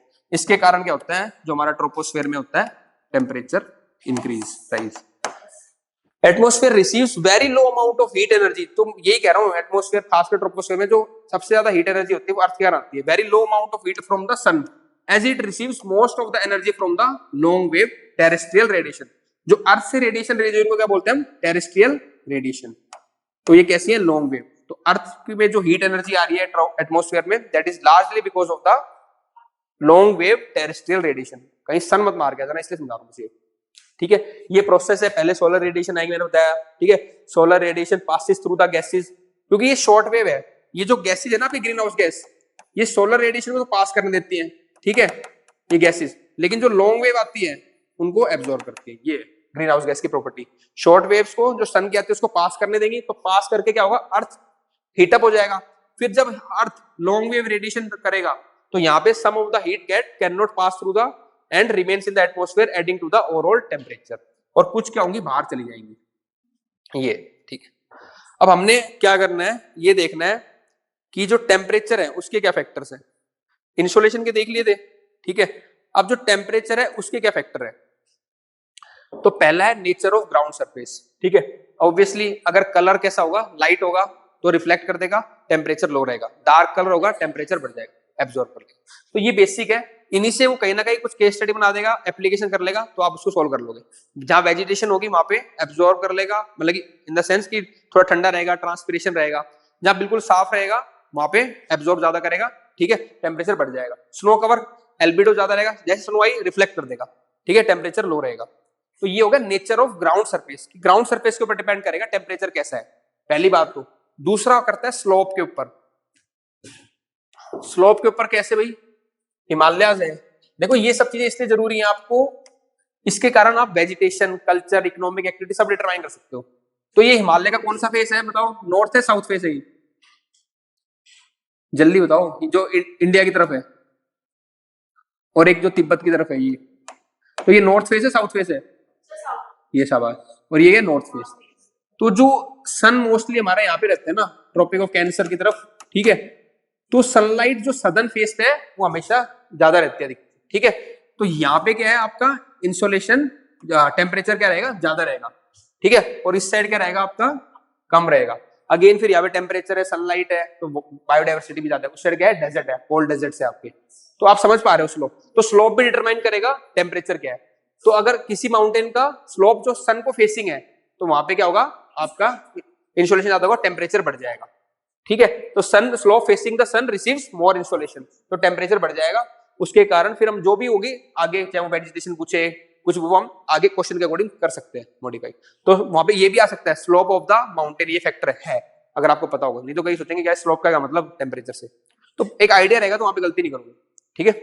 क्वेश्चन का क्या एक्चुअली लेवल टफ आ रहा है, जो है ना, चाहे ज्योग्राफी हो चाहे साइंस हो, लेकिन फिर भी अगर इसके बेसिक स्ट्रॉन्ग होते हैं ना, वो सोल्व कर लेते हैं, क्योंकि वो एप्लीकेशन में यहीं से निकलती है। ऐसा नहीं है कि हमें 10 किताब अलग अलग पढ़नी है, हमें इन्हीं को ढंग से स्ट्रक्चर करके पढ़ लो बस आप। क्योंकि मैं अब आपसे पूछूंगा तो आप इंसोलेशन के फैक्टर बता दोगे, क्योंकि आपको पिक्चर है दिमाग में, कुछ सन से रिलेटेड थे, कुछ एटमॉस्फेयर के कंपोजिशन से रिलेटेड थे, कुछ अर्थ के टिल्ट से रिलेटेड थे, है ना। तो ऐसे दिमाग में चल जाएगा आपके, ऐसे आप टेम्परेचर के देख लोगे, अब nature of ground surface, slope of the sun, एक आपने हाँ उस टाइम डिस्टेंस भी देखा था अपन ने, पेरिहेलियन एपिलियन, ठीक है, डिस्टेंस फ्रॉम द कोस्ट। अब ये और देखो, daily range of temperature high का होती है कॉन्टिनेंटल क्लाइमेट में, और लो होती है नियर कोस्टल एरिया में। देखो ये जो मैं बता रहा हूँ ना आपको, बस कॉन्सेप्ट समझा रहा हूँ साथ साथ ही, मैंने बस लाइन पढ़ ली, अब उसका हम कॉन्सेप्ट समझेंगे। ये देखो, ये है आपका सी, और ये आपकी लैंड है, और या ठीक है। अब देखो इंडिया का समझा देता हूँ, मैप बना के ना एक बार, ये मान लो एक बार, यहाँ पे चेन्नई है, ठीक है, यहाँ पे दिल्ली है, ऐसे समझो आप। अब दिल्ली क्या है, कॉन्टिनेंटल, कॉन्टिनेंटल इफेक्ट बोलते हैं इसको, ठीक है ना। इसको बोलेंगे, चेन्नई को बोलेंगे मैरीटाइम इफेक्ट, क्योंकि समुद्र के पास है और वो बिल्कुल कॉन्टिनेंटल में अंदर है। तो यहाँ पे क्या होता है, जो चीज सी और लैंड के पास है ना, तो सी वाटर की क्या होती है कैपेसिटी, स्पेसिफिक हीट क्या होती है, स्पेसिफिक हीट हाई होती है, बहुत ज्यादा होती है। तो जो भी हीट आती है ना, वो एब्जॉर्ब कर लेता है वाटर, बहुत आराम से एब्जॉर्ब करता है। तो बहुत ज्यादा क्या होता है, गर्म भी नहीं होता, आराम, मतलब बहुत धीरे धीरे गर्म होएगा और धीरे धीरे ठंडा होगा, क्योंकि कैपेसिटी बहुत ज्यादा है। आने दो आने दो आने दो हीट को, गर्म होएगा ही नहीं, वो क्या करेगा, आराम से गर्म होएगा, वो ठंडा भी आराम से होता है। तो यहाँ पे क्या होता है, जो डायरेक्ट रेंज होती है दिन की, मतलब गर्मी जैसे दिन हुआ, ठीक है, तो यहाँ पे क्या हुआ आपका, लैंड क्या होगी, गर्म होगी, वार्म होगी, और सी क्या हुआ, ज्यादा गर्म नहीं हुआ, ठीक है ना। अब क्या होता है, यहाँ पे वार्म, यहाँ पे एक क्या होता है, सी ब्रीजेस और लैंड ब्रीज ब्लो करती है, वो बाद में बताऊंगा। तो उसके कारण जो वार्म हुआ ना इफेक्ट यहाँ पे, वो सी ब्रीज और लैंड ब्रीज भी क्या करती है, उसको मॉडरेट कर देती है। तो कहने का मतलब है, दिन में और रात में क्या होती है, बहुत ज्यादा टेम्परेचर डिफरेंस होता नहीं। और दूसरा रीजन क्या था, स्पेसिफिक वाटर भी ज्यादा है, तो थोड़ी हीट वो भी एब्जॉर्ब कर लेता है। तो जो डायगोनल रेंज, मतलब कि दिन में और रात में जो पूरे 24 आवर्स में टेम्परेचर रेंज है, वो सी कोस्ट पे या मरीन एरियाज में क्या होती है, आपकी कम रहती है, ठीक है। और जो कॉन्टिनेंटल एरियाज होते हैं वहां पे ज्यादा होती है। अब दिल्ली है, गर्मी में बहुत गर्मी पड़ेगी, ठंड में बहुत ठंड पड़ेगी, क्योंकि लैंड क्या होती है, बहुत जल्दी गर्म हो जाती है, सहज सूर्य, और रेडिएट भी बहुत जल्दी करती है, ठंडी बहुत जल्दी होती है। तो ये समझाना चाह रहे हैं कि जो टेम्परेचर वो डिपेंड करेगा सी के पास कोई लैंड है, तो अगर सी के पास लैंड है तो डायगोनल रेंज, यानी कि दिन की जो टेम्परेचर रेंज है 24 आवर्स में जो टेम्परेचर रेंज आती है गर्म और ठंड, वो क्या रहती है, लगभग मॉडरेट रहती है, बहुत ज्यादा नहीं रहती, क्यों, because of the effect of sea and land breezes. दूसरा कह रहा है कि daily range of temperature high रहेगी कॉन्टिनेंटल में, तो यहाँ पे जो कॉन्टिनेंटल क्लाइमेट है वहां पे हाई रहेगी, वो जल्दी गर्म होगी और जल्दी ठंडी रहेगी। दिन में मान लो 45-50 पहुंच गया टेम्परेचर, रात को बहुत ठंडा हो जाएगा। तो डायवर्नल रेंज कॉन्टिनेंटल क्लाइमेट या प्लेस पे ज्यादा रहती है, मनी टाइम पे कम रहती है। ठीक है, लो होगी आपकी diurnal range near the coastal areas. Third factor है आपका, फोर्थ फैक्टर है आपका लैटिट्यूड। तो जैसे जैसे ऊपर जा रहे हो 0 डिग्री, 30 डिग्री, 60 डिग्री नॉर्थ या सदर्न हेमिस्फीयर में, तो जैसे जैसे लैटिट्यूड बढ़ेगा तो टेम्परेचर डिक्रीज होता है बिकॉज ऑफ द इंसोलेशन। मैंने बताया ना, ओब्लिक हो जाती है रेज, लॉन्गर डिस्टेंस ट्रेवल करना पड़ता है, तो इंसोलेशन कम हो रहा है विद द लैटिट्यूड, इसलिए टेम्परेचर भी कम हो रहा है। कुछ फैक्टर तो इंसोलेशन वाले भी इफेक्ट करेंगे टेम्परेचर के ऊपर। Fourth is the temperature of the land is more then the water bodies. ठीक है, ये मेरे को जो मैंने स्पेसिफिक हीट का कॉन्सेप्ट समझाया था ना, वो यहाँ पे रिलेट कर रहा था एक्चुअली। ठीक है ना, तो इसको देखना है यहाँ पे। क्यों? क्योंकि लैंड की क्या है, स्पेसिफिक हीट कम है, वाटर की ज्यादा है। तो temperature of the land is more then the water body, land का टेम्परेचर ज्यादा रहेगा क्योंकि जल्दी गर्म हो जाती है। देखो आप इसको ऐसे समझो, लैंड है ना और ये वाटर है, ऐसे ही। तो लैंड की कैपेसिटी कम है, बोलता है किसी कैपेसिटी कम है, जल्दी गुस्सा आ जाएगा, थोड़ा सा बोलता रहे कोई दिक्कत नहीं, आराम से, वो गर्म होएगा ही नहीं। तो वाटर ऐसे, वाटर बोलते ठंडा है ना, ऐसे समझ लो ठंडा है वाटर, आराम से उसको कितनी हीट दे दो वो नहीं होएगा गर्म, इसको थोड़ी सी हीट दे दो, कैपेसिटी कम है इसकी, जल्दी गर्म हो जाएगी। ठीक है, तो ये समझाना चाह रहे हैं कि temperature of land is more than water body, specific reason है उसके पीछे। दूसरा रीजन है एल्बिडो, वाटर का एल्बिडो ज्यादा होता है, रिफ्लेक्ट कर देता है ऊपर, तो ज्यादा एब्जॉर्ब भी नहीं करता। ठीक है, third is clouded ocean, ocean के ऊपर बहुत सारे क्लाउड्स होते हैं इक्वेटर में खासकर, तो वो क्या होता है, रिफ्लेक्ट कर देते हैं, इसीलिए लैंड का टेम्परेचर ज्यादा है, वाटर का कम है। ये सारे फैक्टर हैं, आप एक ही फैक्टर पढ़ते हो, मैंने 3 बता दिया आपको, तो ये इंपॉर्टेंट बात है। ठीक है ना, क्योंकि ऑप्शनल है ना मेरा तो ज्योग्राफी, तो मैं एक तो बातें एक्स्ट्रा बताऊंगा आप लोगों को जो आप पढ़ोगे उससे, और अब रिक्वायरमेंट भी है, ये नहीं कि आप ऑप्शनल पढ़ो ज्योग्राफी, कोई आपको एक थोड़ा हायर लेवल बता दे। Same with the environment, same with the economics, same with the science and tech. अब हिस्ट्री में भी हो गया है डीप, और इस बार तो पॉलिटी भी पूछा हुआ है वो तो सारे ही हो गए तो मतलब इजी है नहीं, यूपीएससी का तो मैं नहीं कह सकता बहुत की, कोई कहते ना इजी, मजाक मजाक नहीं निकलेगा, बहुत मेहनत फाइट करनी पड़ेगी अपने को। चलो आ जाओ, तो ये हो गया। लेकिन मैंने एक चीज देखी है, जब भी पेपर टफ आते हैं ना, तो अगेन आपको पता है कट ऑफ कम हो जाती है ना, 116 से अब 78 पे आ चुके बिल्कुल लगभग। तो फिर भी उनको तो लेने हैं 13,000 बच्चे, 15,000 डिपेंडिंग अपॉन द सीट। तो वही बच्चे करते हैं, पहला जिसने कॉन्सेप्ट से बहुत मेहनत की है, फर्स्ट राउंड बहुत आराम से शांति से लगाया हुआ है, दिमाग में चीजें याद है। सेकंड उसने बहुत ज्यादा प्रैक्टिस कर रखी है थ्रू द एमसीक्यूज। प्री का बता रहा हूँ, मेंस में आंसर राइटिंग होता है, मैटर करती है दोनों चीजें, पढ़ना अपनी जगह पे है, प्रैक्टिस अपनी जगह पे। बिना प्रैक्टिस के बाद नहीं बनेगी, बिकॉज वो टेम्परामेंट सेट नहीं हो पाता एग्जाम को लेके, कि क्वेश्चन नहीं भी आ रहा है तो उसको कैसे मैनेज करना है। आप कर रहे हो जैसे टेस्ट, चैलेंजर टेस्ट जो भी कर रहे हो, कुछ हम गैस वर्क करते हैं स्मार्ट, और उसके एक दो क्वेश्चन ठीक भी हो गए, तो वो चीज सीखना भी बहुत जरूरी है, क्योंकि वहां पे सारे क्वेश्चन नहीं आते होंगे आपको, कुछ आप अपने अप्लाई करोगे। आपने सब कुछ पढ़ लिया, फिर मैं एक हायर लेवल पे तुम्हें क्वेश्चन देता हूँ चैलेंजर टेस्ट के अंदर, मान लो जो भी है, तो उसमें तुम क्या करते हो, अप्लाई करते हो, यार ये कॉन्सेप्ट को मैं अपने वाले जो बेसिक नॉलेज है वो कैसे अप्लाई कर सकता हूँ, क्योंकि वहां पे आप इकोनॉमिक्स में भी क्वेश्चन ऐसे आ रहे हैं, अप्लाई करना पड़ेगा। अगर बीओपी का कॉन्सेप्ट पता है, ठीक है, मनी मल्टीप्लायर का पता है सबको है, इन्फ्लेशन का पता है सबको है, वो सिचुएशन देता है कि इस केस में क्या होगा, सर्कुलेशन इकोनॉमी में बढ़ेगा कम होगा, तो वो अप्लाई बेस पे आएगा। ठीक है, तो बस कॉन्सेप्ट्स को अच्छे से कर लो, फिर अप्लाई हो जाएगा इजी। कॉन्सेप्ट हम पढ़ते नहीं है, इतना बाई डायमेंशन पे नहीं करते, स्ट्रक्चर से नहीं करते, इसलिए हमें दिक्कत होती है। आपने सबने पढ़ रखी होगी ज्योग्राफी, मानता हूं, लेकिन उस तरीके से आज की क्लास से पहले मेरे को नहीं पता, अगर मैं पूछता आप 10 बातें टॉपिक बता पाते, लेकिन अब आप टॉपिक तो बता दोगे 10 कम से कम। टॉपिक बता दिया तो कहते हैं ना, अगर प्रॉब्लम आइडेंटिफाई कर ली तो सॉल्व तो फिर हो जाती है ना, आइडेंटिफाई नहीं कर पाते प्रॉब्लम। अब टॉपिक पता चल गया मेरे को, क्लाइमेटोलॉजी पढ़ना है, इंसोलेशन, टेम्परेचर, जेट स्ट्रीम, तो फिर आप उसके अंदर कर लोगे। ठीक है, चलो स्लोप, टेम्परेचर हो गया। ओशियन करंट्स, अब देखो ओशियन करंट कैसे टेम्परेचर करेंगे इफेक्ट, ऐसी कोस्ट जहां पे अगर वार्म ओशन करंट है तो टेम्परेचर वहां बढ़ जाएगा, जहां पे कोल्ड ओशन करंट है वहां पे टेम्परेचर कम हो जाएगा, बस यही है। ओशन करंट इंपैक्ट करता है एल्टीट्यूड, मैंने बताया था विद हाइट टेम्परेचर डिक्रीज होता है, normal lapse rate. Prevailing winds भी वही करेंगी, ठीक है ना, जहां पे ठंडी विंड ब्लो करेंगी, या अभी देखते हैं ओशियन से कैसे जा रही है। अब देखो इसमें wind blowing from ocean to the coastal land, तो वो क्या करेंगे, मरीन इफेक्ट लेके आएंगे, ठंडा इफेक्ट लेके आएंगे, तो विंड की डायरेक्शन पे डिपेंड करता है। ठीक है, marine effect lower the daily range of temperature.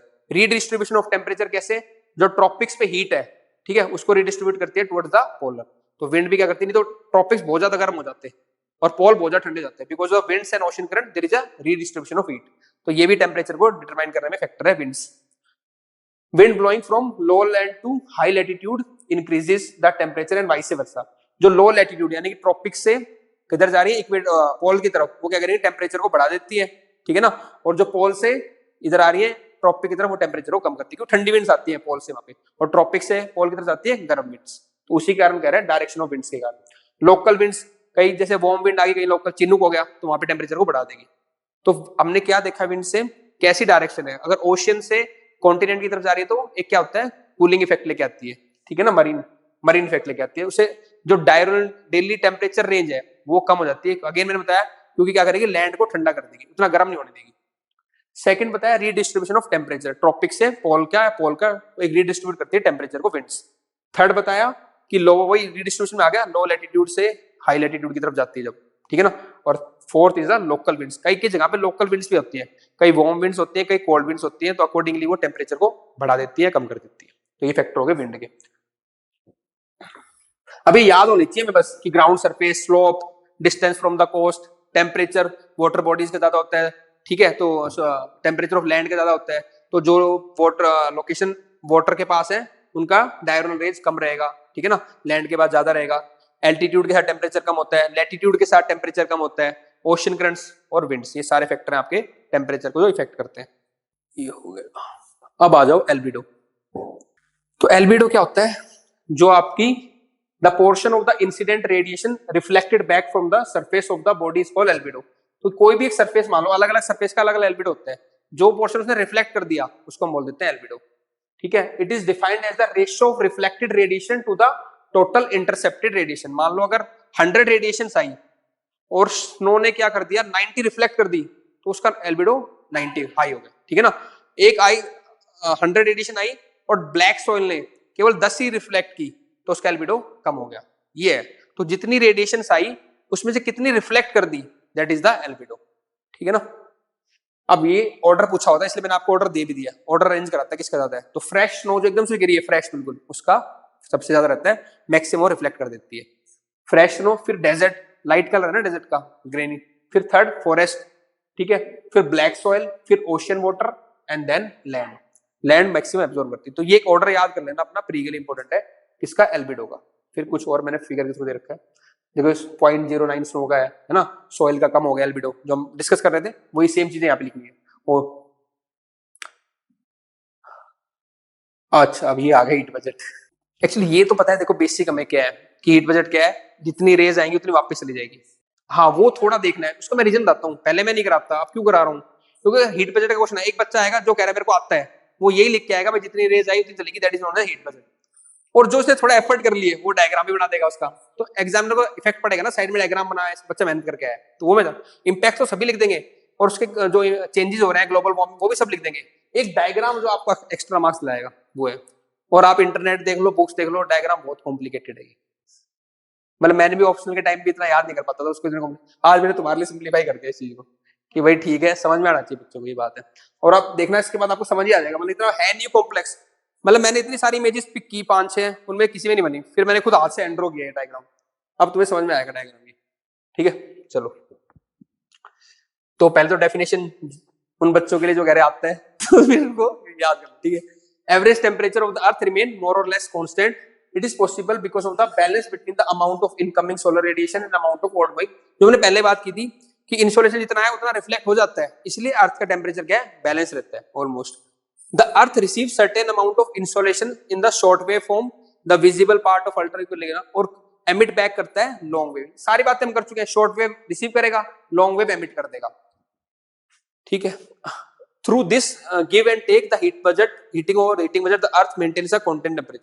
The balance of incoming and outgoing radiation has been termed as heat budget of the, बस ये याद रखना है, the balance of the incoming and outgoing radiation has been termed as the heat budget of the earth.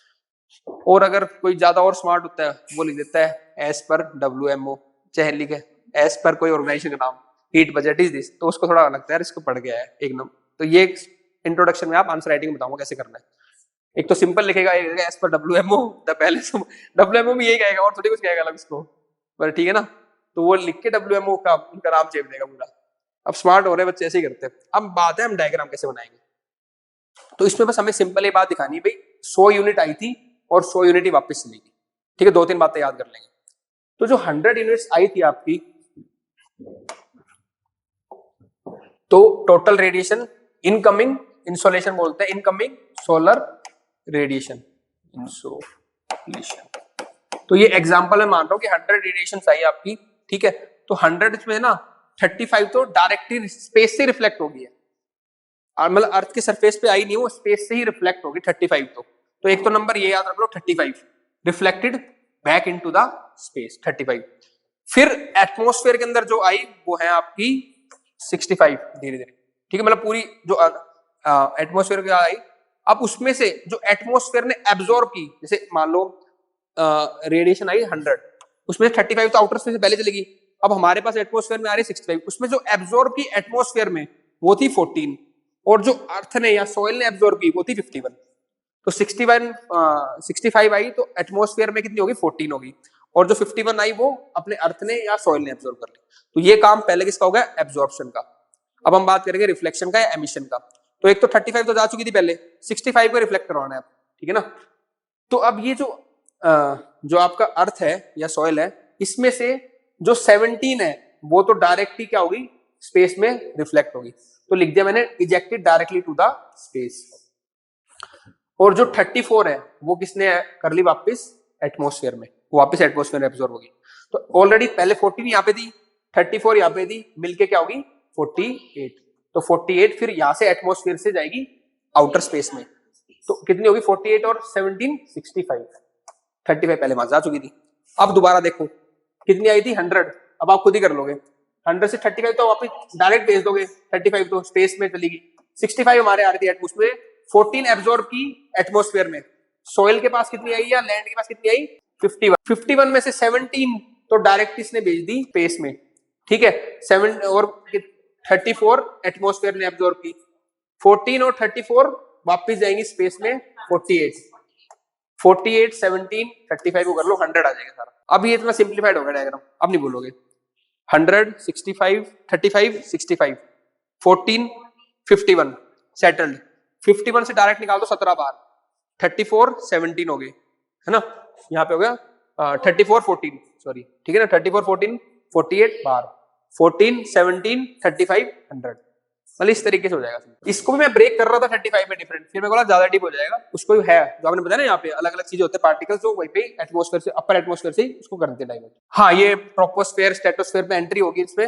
अब उसमें से 14 atmosphere, क्योंकि troposphere exactly word लिखा नहीं है, कुछ स्ट्रेटोस्फेयर भी होगा, बाकी भी होंगे, एटमॉस्फेयर वर्ड लिखा है, ट्रोपोस्फेयर नहीं वर्ड एग्जैक्टली ना, तो ये पूरा एटमॉस्फेयर का पार्ट है, सोइल वाला पार्ट तो है ट्रोपोस्फेयर में होता है, इसीलिए मैंने इसको भी सिंप्लीफाई कर दिया, आइडिया तो है, अभी तक तो याद ही नहीं था, आज कम से कम याद तो गया 8 बजे में, कोई पूछेगा बता दोगे 100 65 35 51 14, ठीक है, फिर 51 से 17 निकाली, इधर 34 14 48 48 17 और उधर 35 100, इतना फास्ट हो रहा है याद, ठीक है। ये सारी कहानी मैंने उसी में लिखी, वही पढ़ा दी, वर्ड्स में दे दिया, अगर आपको क्वेश्चन आता है तो लैंग्वेज हो जाएगी, एक डेफिनेशन हो जाएगी, WMO लिखोगे, ठीक है, और एक डायग्राम बनाओगे, फिर जो क्वेश्चन ने पूछा है थोड़ा बहुत, मतलब कि वो तो डालना ही है, क्लाइमेट चेंज कुछ 2 पार्ट आएंगे, उसके एक डिफाइन करना आएगा, एक पूछेगा कि रिसेंटली क्या चेंज हो रहा है, उस तरीके से वो हम प्रैक्टिस कर लेंगे आंसर राइटिंग।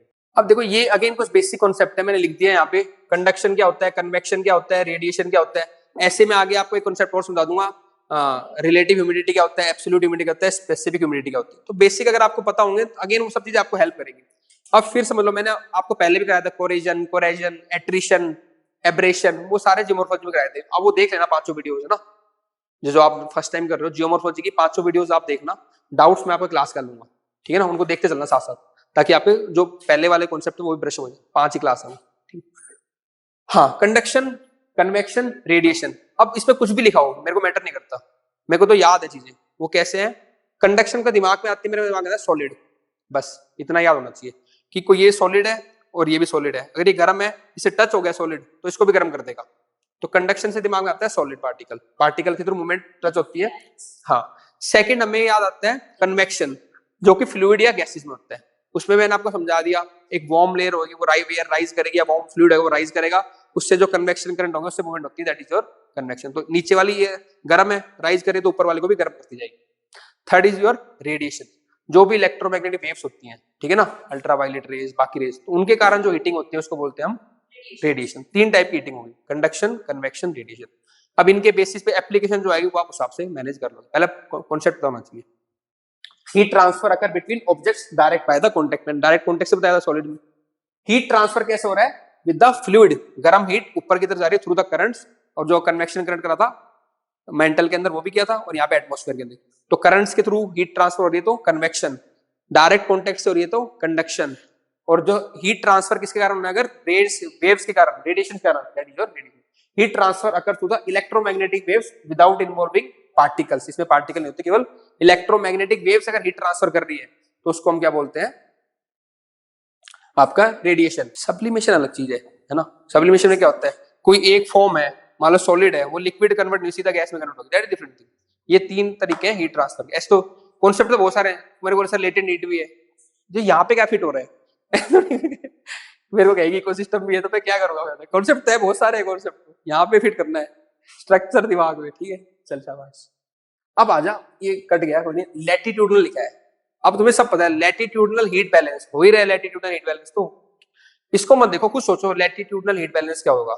लैटिट्यूड पे जो हीट का बैलेंस हो रहा है, यानी कि हम ट्रॉपिक्स पे मैक्सिमम इंसोलेशन रिसीव करते हैं और पोल्स पे कम आती है, तो पोल्स क्या हो जाने चाहिए? बहुत ठंडे हो जाने चाहिए, और ट्रॉपिक्स बहुत गर्म हो जाना चाहिए, लेकिन ऐसा नहीं होता, because there is a redistribution of heat through the ocean currents and winds, तो उसी को बोला है लैटिट्यूडनल हीट बैलेंस। कैसे? लैटिट्यूड के थ्रू हीट बैलेंस हो रही है। Although the earth as a whole maintains a balance between the incoming and outgoing, still its distribution is not uniform over the earth. The amount of insolation gradually decreases from equator towards the pole, and similarly the amount of outgoing radiation also varies. ठीक है, तो ये बस वो पढ़ लेना, घूम फिर के ये बताना चाह रहा है कि जो ट्रॉपिक्स पे है, ये इक्वेटर हो गया, इसके आसपास बहुत सारी हीट हो जाती है, क्योंकि यहाँ पे हीट ज्यादा जनरेट करते हैं, और जो आपके पोल्स है वहां पे हीट कम रहती है, पर ये एनर्जी ट्रांसफर हो जाती है थ्रू द, ये लिखा हुआ है, heat, winds and ocean current. ठीक है, तो इसको बोलते हैं लैटिट्यूडनल हीट बैलेंस, कि एक लैटिट्यूड से दूसरे लैटिट्यूड पे हीट का बैलेंस हो रहा है। ठीक है, अब आ जाओ टेम्परेचर डिस्ट्रीब्यूशन ऑफ द अर्थ। ये वही है जो मैंने फैक्टर बताया था ना, उनको एक्सप्लेन कर रखा है मैंने पॉइंट वाइज, कि भाई लैटिट्यूड के हिसाब से वेरी करेगा, लोअर लैटिट्यूड पे टेम्परेचर ज्यादा रहेगा एक्सेप्ट एट द इक्वेटर, क्योंकि वहां पे क्लाउड्स होते हैं।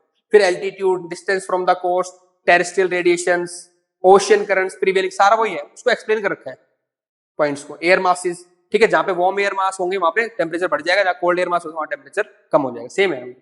इफेक्ट ऑफ कॉन्टिनेंटल, अब आप समझ पा रहे हो कॉन्टिनेंटलिटी का इफेक्ट क्या होगा, मैरीटाइम का इफेक्ट क्या होगा, है ना, ओशन का इफेक्ट क्या होगा, विंड ब्रिज आएंगे, डायगोनल रेंज कम कर देंगे, वो सारी बातें लिखी हुई है। देखो डेली रेंज टेम्परेचर क्या होती है वहां पे, कॉन्टिनेंटल में ज्यादा होती है और मैरीटाइम इफेक्ट पे कम होती है। तो ऊपर हमने कॉन्सेप्ट कर लिया, नॉर्मली तरीका ये रहता है पढ़ाने का, ठीक है, मेरा उल्टा है, मैंने पहले आपको समझा दिया, पढ़ तो अपने आप लोगे आप, पढ़, ये लाइन थोड़ी पढ़ानी मेरे को आपको, मैंने कॉन्सेप्ट बता दिया, ये समझ में आ जाएगी सारी, इसमें कोई वो नहीं है। इसलिए मैंने बहुत सारे डायग्राम यूज किए, ऊपर देखा होगा ब्लॉक्स यूज किए हैं, है ना, तो डायग्राम से चीजें क्लियर होती है, ये पढ़ने से तो नहीं होगी, पढ़ तो रही है पर। अब इसमें भी देखो अगेन, अभी तक हम कैसे कर रहे थे, हम वर्टिकल डिस्ट्रीब्यूशन लैटिट्यूड के साथ, अब मैं हॉरिजॉन्टल बताऊंगा कि हॉरिजॉन्टल सरफेस पे कैसे होता है। तो वो एक पर्टिकुलर लैटिट्यूड पे, विद लैटिट्यूड वेरी करता है, 0, 30 वो अलग बात है, मतलब एक पर्टिकुलर लैटिट्यूड पे टेम्परेचर कैसे वेरी कर रहा है हॉरिजॉन्टली पूरी ना। जैसे मान लो यहाँ पे एक लैटिट्यूड है, न्यू फाउंडलैंड, और यहाँ पे सॉरी यहाँ पे न्यू फाउंडलैंड और यहाँ पे इंग्लैंड, तो ये एक ही लैटिट्यूड पे, इन पे हॉरिजॉन्टली कैसे टेम्परेचर वेरी करता है, इसको हम कैसे मेजर करते हैं, आइसोथर्म्स के ऊपर। ठीक है, तो बस आपको कुछ टर्म्स पता होनी चाहिए, आइसोथर्म क्या होता है, इंट्रोड्यूस करने, बहुत डीप नहीं करना, लेकिन हाँ भाई ऐसे जो लैटिट्यूड पे एरिया जहाँ पे सेम टेम्परेचर हो एट द सी लेवल पे, तो उसको हम आइसोथर्म बोल देते हैं, इतना आइडिया हो। अब देखो, the temperature distribution is generally shown on the map with the help of isotherms. Isotherm क्या, एक इमेजिनरी लाइन है joining places having equal temperature on a given time or on a given on an average or a given period reduce to sea level to eliminate the effects of altitude. और दूसरी term क्या है आपकी, temperature anomaly, ये मैं इसलिए बता रहा हूँ, कई बार हम पढ़ते हैं gravitational anomaly, pressure anomaly. Anomaly का मतलब क्या है, जो उस एग्जिस्टिंग जगह पे जो चीज होनी चाहिए थी वो वैसी नहीं है, उससे अलग हो गई, दैट इज द एनोमली। ठीक है, जैसे विद लैटिट्यूड अगर बढ़ रहे हैं ऊपर की तरफ, तो टेम्परेचर क्या होना चाहिए, कम होना चाहिए, है ना, पर एक पर्टिकुलर दो जगह के लैटिट्यूड है, मान लो, और एक जगह पे 10 डिग्री है और दूसरी जगह पे 20 डिग्री हो गया, उसी लैटिट्यूड पे होना तो 10 तो चाहिए, तो वहां पे क्या होगा, टेम्परेचर अलग आ, एनोमली होगी। अगर बढ़ गया तो पॉजिटिव एनोमली, अगर कम हो गया तो नेगेटिव एनोमली। ठीक है, तो अगर मान लो एक लैटिट्यूड लिया 30 डिग्री या 40 डिग्री, तो उस पर एक पर्टिकुलर टेम्परेचर होना चाहिए, दोनों जगह पे सेम होना चाहिए, तो यहाँ पे भी 10 डिग्री है और यहाँ पे भी 10 डिग्री, तो फाइन है।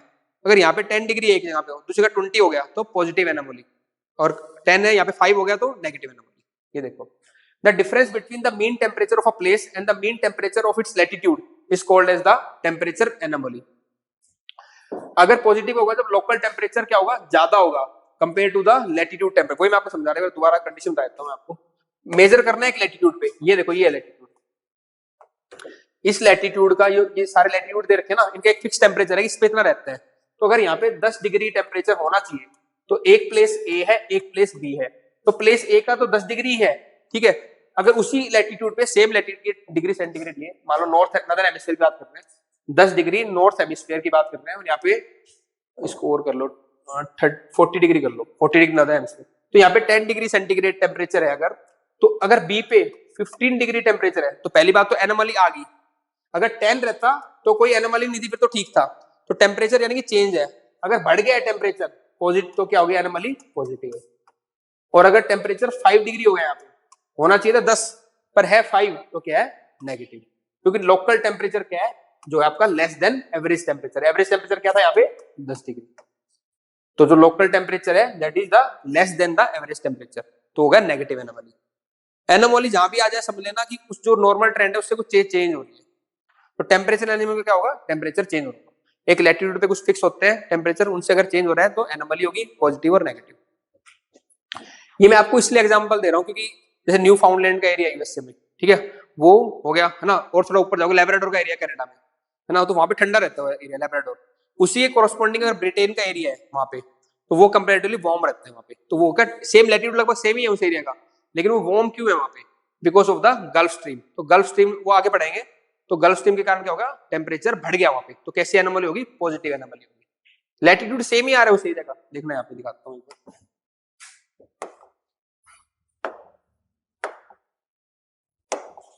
ये देखो आप, ये यहां पे दिखाएगा, ये एरिया है ना यहाँ पे, ये ब्रिटेन का लगभग, तो यहाँ पे और यहाँ पे, तो ये और थोड़ा ऊपर ले लो, यहाँ पे ना लगभग क्या होना चाहिए, टेम्परेचर सेम होना चाहिए क्योंकि सेम ही लैटिट्यूड पे है। पर यहाँ पे क्या है, कंपेयर वार्म है, यहाँ पे कूलर है, बिकॉज यहाँ पे एक वार्म ओशियन करंट आता है गल्फ स्ट्रीम के नाम से, ठीक है ना, नॉर्थ अटलांटिक स्ट्रीम को यहाँ पे बन जाता है गल्फ स्ट्रीम ओशियन करंट देखा, तो वो यहाँ पे क्या करता है, वार्मिंग इफेक्ट कर देता है। तो ये कैसी एनोमली होगी, पॉजिटिव एनोमली, बिकॉज टेम्परेचर बढ़ गया यहाँ पे। तो एक ही लैटिट्यूड पे जो डिफरेंट टेम्परेचर आते हैं तो उसको बोलते हैं एनोमली, ठीक है ना। होना चाहिए एवरेज वाला, वो नहीं होता, डिफरेंट हो जाता है, ज्यादा हो जाता है तो पॉजिटिव, कम हो जाता है नेगेटिव, बस ये। तो आइसोथर्म हो गया, टेम्परेचर एनोमली हो गया। कुछ कैरेक्टरिस्टिक, कुछ ट्रेंड्स हैं आइसोथर्म के ना, वो एक बार देख लेते हैं। Isotherm run from east to west and follow parallel या लैटिट्यूड को फॉलो करता है। Isotherms take sudden bends when land and water contrast are meet, क्योंकि लैंड का टेम्परेचर अलग रहता है, जब ज्यादा होता है पानी का कम रहता है, तो लैंड और सी पे जब भी आप देखो यहाँ पे क्या होंगे, आपके आइसोथर्म मुड़ जाते हैं लाइट्स। तो ये भी एक चेंज देखना है आपको, आइसोथर्म सीधे नहीं आ रहे, जहाँ पे लैंड और वाटर चेंज हो रहा है वहां पे आइसोथर्म चेंज होता है, बिकॉज टेम्परेचर चेंज होता है। हाईएस्ट टेम्परेचर मिलेगा ट्रॉपिक्स में, लोवेस्ट मिलेगा पोलर सब पोलर में। इंटीरियर ऑफ द कॉन्टिनेंट है बस डायर हाईएस्ट डायरनल रेंज, कॉन्टिनेंट पे कम होती है रेंज, ठीक है ना, वो सब कर चुके हैं हम आपको। Maximum insolation received over the subtropical desert due to less cloudiness. Next is the inversion of temperature, ठीक है भाई। नॉर्मली क्या देखते हैं हम, a reversal of the normal behaviour of the temperature in the troposphere in which the cool air at the surface is overlain by the warmer air.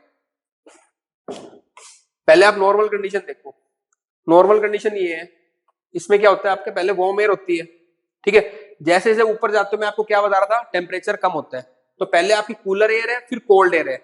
With height तो क्या होना चाहिए, टेम्परेचर आपका कम होना चाहिए, लेकिन ऐसी कंडीशन आ जाती है कि जैसे जैसे हम हाइट पे जा रहे हैं तो टेम्परेचर हमारा इंक्रीज हो गया, तो उसको क्या बोलेंगे हम, टेम्परेचर इन्वर्जन। इसमें क्या हो रहा है, वार्म लेयर ऊपर है, कूल लेयर नीचे है, तभी तो ऊपर जाएंगे, तभी तो क्या होएगा, टेम्परेचर इंक्रीज होगा, क्योंकि वार्म लेयर ऊपर आ गई, बस ये याद रखना है। तो कूलर एयर नीचे थी, वार्म एयर आ गई ऊपर, इसको बोलते हैं इन्वर्जन। अब इसके क्या फायदे हैं, क्या नुकसान है, वो सब देखेंगे। इन्वर्जन समझ में आ गया, नॉर्मल ऊपर जाते हैं तो कूलर एयर ना के वार्म एयर ऊपर आ गई, यानी कि पहली बात तो एग्जाम में जब भी इन्वर्जन क्वेश्चन आएगा ना, साइड में डायग्राम बना देना है, मैं तो ऐसे ही करता था, यहाँ पे लिख देता था वार्म एयर और यहाँ पे कूलर नॉर्मल कंडीशन है, और अब इन्वर्जन में क्या हो गया, यहाँ पे आ गई आपकी कूलर एयर और ऊपर आ गई वार्म एयर। अब इसको डायग्राम के अकॉर्डिंग मैं सेट करूंगा ऑप्शन को अपना। जैसे बैलेंस ऑफ पेमेंट का अगर क्वेश्चन आता था ना वहां पे फ्री के अंदर, तो मैं पहले बीओपी का डायग्राम बना लेता था अपना, करंट अकाउंट कैपिटल अकाउंट दो तो इसके अंदर ये है। फिर वो उससे पूछता था किसमें, तो ये साइड में छोटी छोटी चीज बना लो, कॉन्फिडेंट रहोगे वहां पे। तो तुमने बेसिक कॉन्सेप्ट पढ़े, उससे एप्लीकेशन इजी हो जाती है। मल्टीप्लाई आ गया या जीडीपी डिफ्लेटर आ गया, तो मैं फॉर्मूला साइड में लिखूंगा उसका, नॉमिनल पर रियल करके। अब वो जैसे पूछेगा सेट कर लूंगा उसको। थोड़ी बहुत ये छोटी छोटी ट्रिक्स होती है जो फ्री में आपको हेल्प करेगी निकालने की, वो मैं आपको बताऊंगा जब क्वेश्चन सोल्व करूंगा कैसे करना है। तो हम क्या कर रहे थे, इन्वर्जन। इन्वर्जन भी अलग अलग तरीके से होगा। कंडीशन क्या होनी चाहिए, दिमाग में क्या होना चाहिए, कैसे भी करके वार्म लेयर को ऊपर ले आओ, वार्म एयर को, वो इन्वर्जन हो जाएगा, बस ये याद रखना है। अब जहां जहां कंडीशन देखोगे वार्म एयर ऊपर, आपके दिमाग में आ जाएगा इन्वर्जन हो गया। अब वो कैसे भी हो सकता है, इसलिए मैंने वहां डायग्राम बना दिया, नीचे सी ऊपर डब्ल्यू, कि वार्म एयर ऊपर ले आओ कैसे भी करके। वो किसी तरीके से हो सकती है। पहला है रेडिएशन इन्वर्जन या ग्राउंड इन्वर्जन, दूसरा है सरफेस इन्वर्जन, और तीसरा है वैली इन्वर्जन, और एक और होगा फ्रंटल इन्वर्जन। मैं आपको पहले चारों समझा दूंगा, रेडिएशन, सरफेस और वैली, और लास्ट था फ्रंटल। ठीक है, फिर आपको इजी समझ में आ जाएगा। ये देखो, ये आपका सरफेस, पहला वाला कौन सा था आपका, रेडिएशन वाला, रेडिएशन इन्वर्जन। ठीक है, तो रेडिएशन हमने पहले पढ़ा था, एक कन्वेक्शन, कंडक्शन, रेडिएशन, यानी कि अब क्या होगी, इलेक्ट्रोमैग्नेटिक वेव हीट कैरी करेंगे। दिमाग में आ रही है चीजें, क्योंकि हमने ऑलरेडी कंसेप्ट क्लियर कर लिया। रेडिएशन आते मेरे दिमाग में आ गया, हीट कैरी कौन करेगा, रेडिएशन। ठीक है, तो यहाँ पे जो अर्थ है और ये आपका एटमोस्फेयर है, तो होता क्या है रेडिएशन वाले टेम्परेचर इन्वर्जन के अंदर, ये अर्थ क्या होती है, कूल होती है धीरे धीरे। ये क्या करेगी, हीट रिलीज कर रही है, कब, रात को। भाई दिन में तो गर्म होगी, रात को क्या कर रही है, हीट रिलीज कर रही है। ठीक है, कैसे, through the long wave radiation. तो जब अर्थ हीट रिलीज करती है, ठीक है, तो ये कैसे हो जाती है, यहाँ पे कूल हो जाती है। ठीक है ना, तो कूल होने के बाद क्या होएगा, आपका जो सरफेस है, इसके जो आसपास की जो एयर है वो भी क्या हो जाएगी, कूल। अब ये कूल होगी इसकी एयर, क्योंकि बहुत ठंडी होगी लैंड आपकी, तो ये ऊपर वाली एयर कंपैरेटिवली क्या होती है, वार्म। मैंने आपको क्या बताया, जब भी ऐसी कंडीशन आ जाए कि कूल एयर नीचे है, वार्म एयर ऊपर है, तो इन्वर्जन होगा। अब ये कब होगा इन्वर्जन, जब लॉन्ग विंटर नाइट्स होंगी, रात लंबी होगी। नहीं तो रात अगर जल्दी सूरज आ गया सुबह पे तो हो ही नहीं पाएगा। तो लॉन्ग विंटर नाइट्स होनी चाहिए। ठीक है, काम होना चाहिए। अगर विंड होंगी तो ये कैरी कर ले जाएंगे इसको, तो काम winter nights, long winter nights, ये कंडीशन होगी इसकी। ठीक है, अब देखो, रेडिएशन इन्वर्जन या ground inversion, it occurs due to conductive cooling of air by extremely cold ground with the following condition. तो रेडिएशन होने के बाद यहाँ पे कंडक्शन भी हुआ है, क्योंकि ठंडा से सरफेस था, उससे ही एयर क्या हुई, टच होके ठंडी हुई है। ठीक है, कोल्ड विंटर नाइट्स होनी चाहिए, surface of the earth is extremely cold, there is no high velocity, wind velocity होगी तो कैरी कर ले जाएगी उस ठंडी विंड, गर्म विंड को। ठीक है, ठंडी विंड को। तो स्टेबल एटमॉस्फेरिक कंडीशन होनी चाहिए, क्लाउडलेस एंड क्लियर स्काई होना चाहिए, ड्राई एयर। क्लाउडलेस क्यों कह रहा हूं, अगर क्लाउडलेस नहीं हो तो रेडिएशन यही ट्रैप हो जाएंगी सारी, तो वो ठंडा नहीं हो पाएगा पूरा, वो सारी बाहर चले, अब बाहर जानी चाहिए। तो क्लाउडलेस होनी चाहिए, लॉन्ग विंटर नाइट्स होनी चाहिए। ये कंडीशन है किसकी, आपकी रेडिएशन या फिर ग्राउंड इन्वर्जन। नेक्स्ट आता है आपका सरफेस इन्वर्जन। सरफेस इन्वर्जन में ये कह रहा है किसी भी तरीके से अगर कोल्ड रीजन के ऊपर वार्म एयर आती है या वार्म रीजन के ऊपर कोल्ड एयर आती है, तो कैसे भी करके अगर वार्म एयर ऊपर आ गई, एक जनरल डेफिनेशन है उसको, सरफेस मतलब किसी भी सरफेस के ऊपर, जैसे कोई सरफेस है कोल्ड रीजन है उसके ऊपर वार्म एयर आ जाए, ठीक है, या कोई वार्म रीजन है उसके ऊपर कोल्ड एयर आ गई, तो उसको बोलते हैं सरफेस इन्वर्जन। तो सरफेस के ऊपर आती है, ठीक है, कोल्ड रीजन के ऊपर वार्म एयर और वार्म रीजन के ऊपर कोल्ड एयर। वैली इन्वर्जन, वो ये इंपॉर्टेंट है आपका, देखो सबसे वैली इन्वर्जन। वैली इन्वर्जन कैसे होएगा, ये आपका माउंटेन है, ये वैली है। तो इसमें क्या होता है, रात को ये रेडिएशन रिलीज होंगी, भाई माउंटेन तो रिलीज करेगा ना रेडिएशन को, रात को लैंड ठंडी होती है, लैंड ही तो है, तो जब ये ठंडी हो जाएगी तो यहाँ पे जो एयर होगी वो क्या होगी, मतलब ठंडी एयर होगी, वार्म एयर ऊपर जाएगी और ठंडी एयर यहाँ से ब्लो करेगी। ठीक है, ये देखो यहाँ पे आ रही होगी नीचे, इस वाले में आएगी, ठीक, रात का ना कूल एयर नीचे आएगी। जब ये कूल एयर नीचे आएगी यहाँ पे सारी क्या हो जाएगी, कूल एयर, और ऊपर कैसी है, वार्म एयर। तो इसी कंडीशन को मैंने कहा था, जब भी कूल एयर नीचे आएगी वार्म एयर ऊपर आ जाएगी, वो हो जाएगा इन्वर्जन। ठीक है, क्योंकि ये वैली के अंदर हो रहा है, इसको बोलते हैं वैली इन्वर्जन। और ये ब्रीज होती है, इसको बोलते हैं माउंटेन ब्रीज, क्योंकि माउंटेन से आ रही है। वो जब लोकल इवेंट बताऊंगा तब बताऊंगा। ठीक है ना। तो वैली के अंदर इन्वर्जन हुआ है, इसको बोलेंगे वैली इन्वर्जन। रात का टाइम है, रेडिएशन हो रही है, वार्म एयर ऊपर गई, ठंडी हवा नीचे आके यहाँ पे इकट्ठी होगी, तो यहाँ पे कूल होगी, यहाँ वार्म होगी, इसको बोलेंगे आपका वैली इन्वर्जन। देखो, during the night time the air at the mountain becomes very cold and heavy. तो ये माउंटेन क्योंकि रेडिएशन अगर बहुत ठंडी हो जाती है यहाँ पे, और क्या होती है, हैवी हो जाती है, तो हैवी एयर क्या करेगी, नीचे सिंक करेगी और यहाँ पे इकट्ठी हो जाती है, तो वो कोल्ड एयर नीचे आ जाएगी, वार्म एयर ऊपर आ जाएगी। As it moves down the slope and settles down in the valley bottom, replacing the comparatively warmer air which is pushed up। तो यहाँ पे ठंडी हवा आ जाएगी और वार्म एयर ऊपर पुश हो जाएगी, तो इन्वर्जन हो गया ना, नीचे कोल्ड ऊपर, तो ये हो गया आपका वैली इन्वर्जन। ठीक है, चलो अब इसके कारण कुछ एप्लीकेशन होती है, इसलिए कहते हैं रात को ना यहाँ पे टेंट वेंट मत लगाओ वैली के अंदर, क्योंकि रात को क्या होगी, ठंडी हवा आएगी, माउंटेन ब्रिज, वो सारे टेंट वेंट उड़ा देगी। तो ये एप्लीकेशन आती है, क्वेश्चन एप्लीकेशन बेस्ड आएगा कि एक आदमी ने यहाँ पे टेंट लगाया, वैसे बोलेगा ए, और एक लगाया स्लोप पे, तो सुबह उठेंगे तो किसका टेंट डिस्ट्रॉय होगा, तो आपको लगेगा ऊपर वाला पहाड़ के ऊपर है, वो करते, जैसे हमने सुनामी में एग्जांपल किया था ना, ऐसे वो इस क्वेश्चन से एप्लीकेशन निकल जाएगा, तो ये वाला गायब होगा सबसे पहले, इसको हवा तेज आएगी और ठंड के आने तो ऐसे बच जाएगा, ठीक है ना, इतनी ठंड होगी इसमें।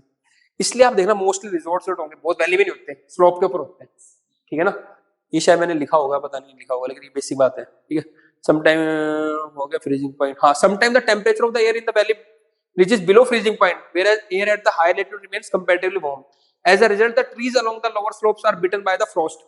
तो यहाँ पे क्या होता है, मोस्टली ट्री लेस होता है, क्योंकि सारे फ्रॉस्ट हो जाते हैं, और यहाँ पे स्लोप पे आपको ट्री मिलेंगे, ठीक है। पहाड़ी लोगों को आइडिया भी होगा इस चीज का, ठीक है। सही है। Whereas the higher latitude levels free from it. In polar regions, permanent temperature inversion condition occur। ये कह रहा जा रहा है कि polar region में तो क्या होता है, परमानेंट ही टेम्परेचर इन्वर्जन होता है। क्यों, क्या बताओ, क्या रीजन है पोलर में, कह रहा है पोलर रीजन में परमानेंट टेम्परेचर इन्वर्जन होता है। उसका रीजन क्या है, ये कोल्ड सरफेस है पोलर एरिया में, तो इसके आसपास की एयर क्या हो जाएगी, कंपैरेटिवली कोल्डर, और ऊपर कैसी है, इसे वार्मर लेयर, मतलब इतनी गर्म तो नहीं है, पर इसकी कंपैरेटिवली तो वार्मर है ना, तो ये क्या होगा आपका परमानेंट टेम्परेचर इन्वर्जन, कहां पे, polar area, through the conduction of the surface, surface से कंडक्ट किया यहाँ पे, ठीक है, आइस है ना पूरी पोलर एरिया में, ठीक है। Due to conduction air found near the surface become colder than the air located at the higher latitude, ये बताया इस पे, एल्टीट्यूड, सॉरी, क्योंकि सरफेस के पास जो है एयर, वो क्या होगी, ठंडी होगी compare to the higher altitude. Altitude latitude में कंफ्यूज मत करना हमसे। ये हो गया, ये हो गया।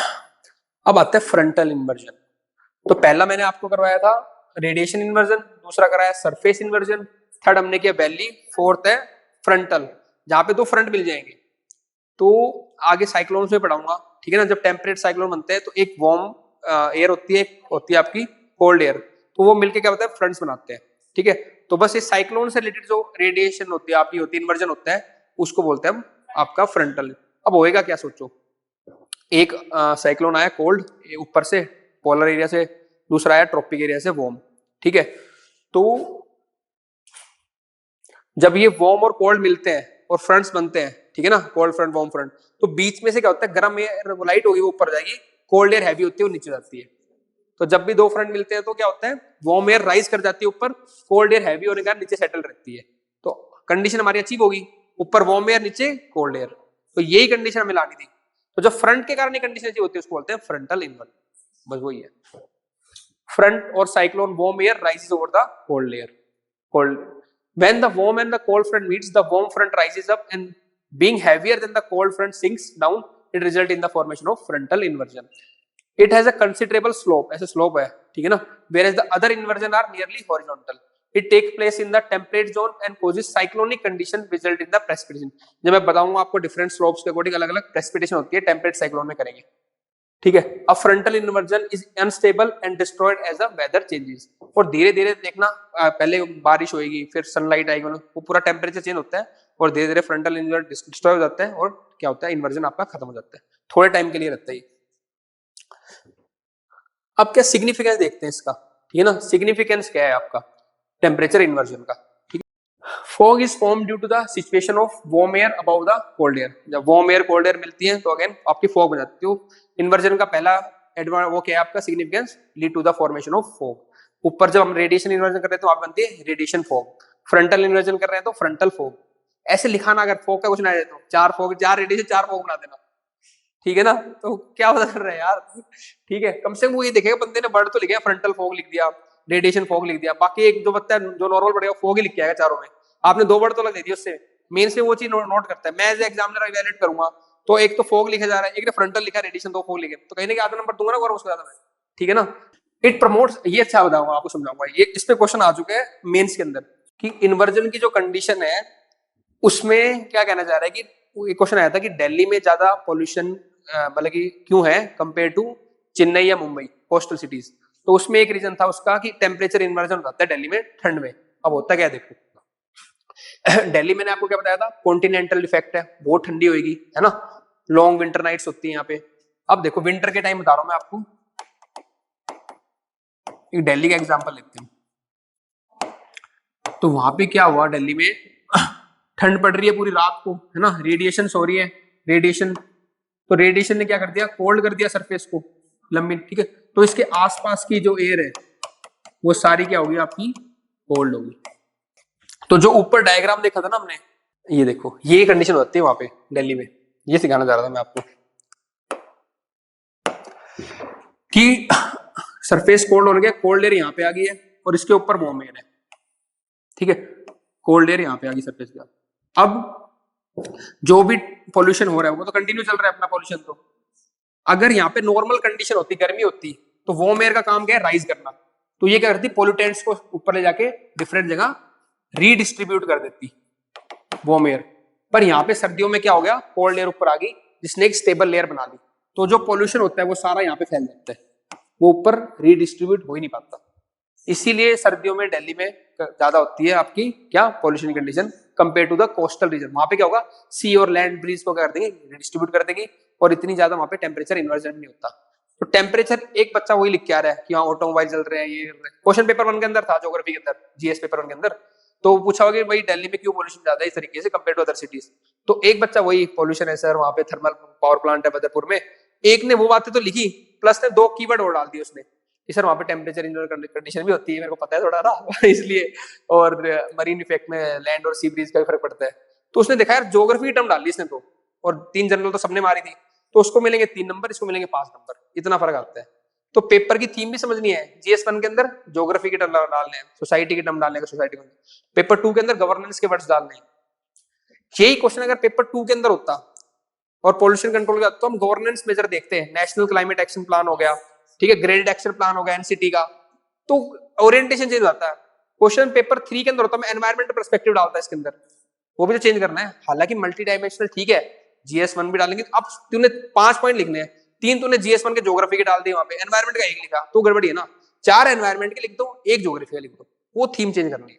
तो इन्वर्जन हमने किया, उसके हमने एप्लीकेशन देख ली। पहली एप्लीकेशन तुम्हें याद होगी, पहला क्या था, फॉग का फॉर्मेशन, दूसरा क्या होगा, पॉल्यूशन का बता दिया, कैसे वो एक स्ट्रिक्ट करता है, पॉल्यूशन को रेस्ट्रिक्ट करता है, रिडिस्ट्रीब्यूशन ऑफ एयर को रोकता है।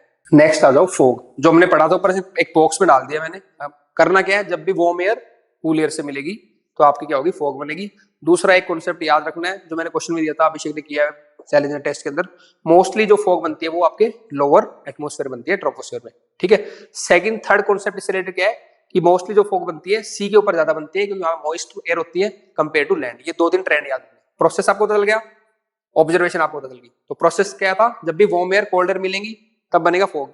ऑब्जर्वेशन क्या याद रखनी है आपको, एक तो सी के ऊपर ज्यादा बनती है कंपेयर टू लैंड, दूसरा क्या है आपका लोअर लैटिट्यूड्स में ज्यादा बनती है ना, जैसे एटमोस्फेयर लोअर एटमोस्फेयर में ज्यादा बनती है, मोस्टली वही बनती है, ऊपर कम ही बनती है, ठीक है। ये fog is visible aerosol consisting of tiny water droplets or ice crystals suspended in air or at near the earth surface when the cool air mixes with the warm air, ये आ गया, जब मिक्स होगी दोनों, ठीक है, over the water the moisture cools until it reaches 100% and humidity होगी 100% and the fog forms.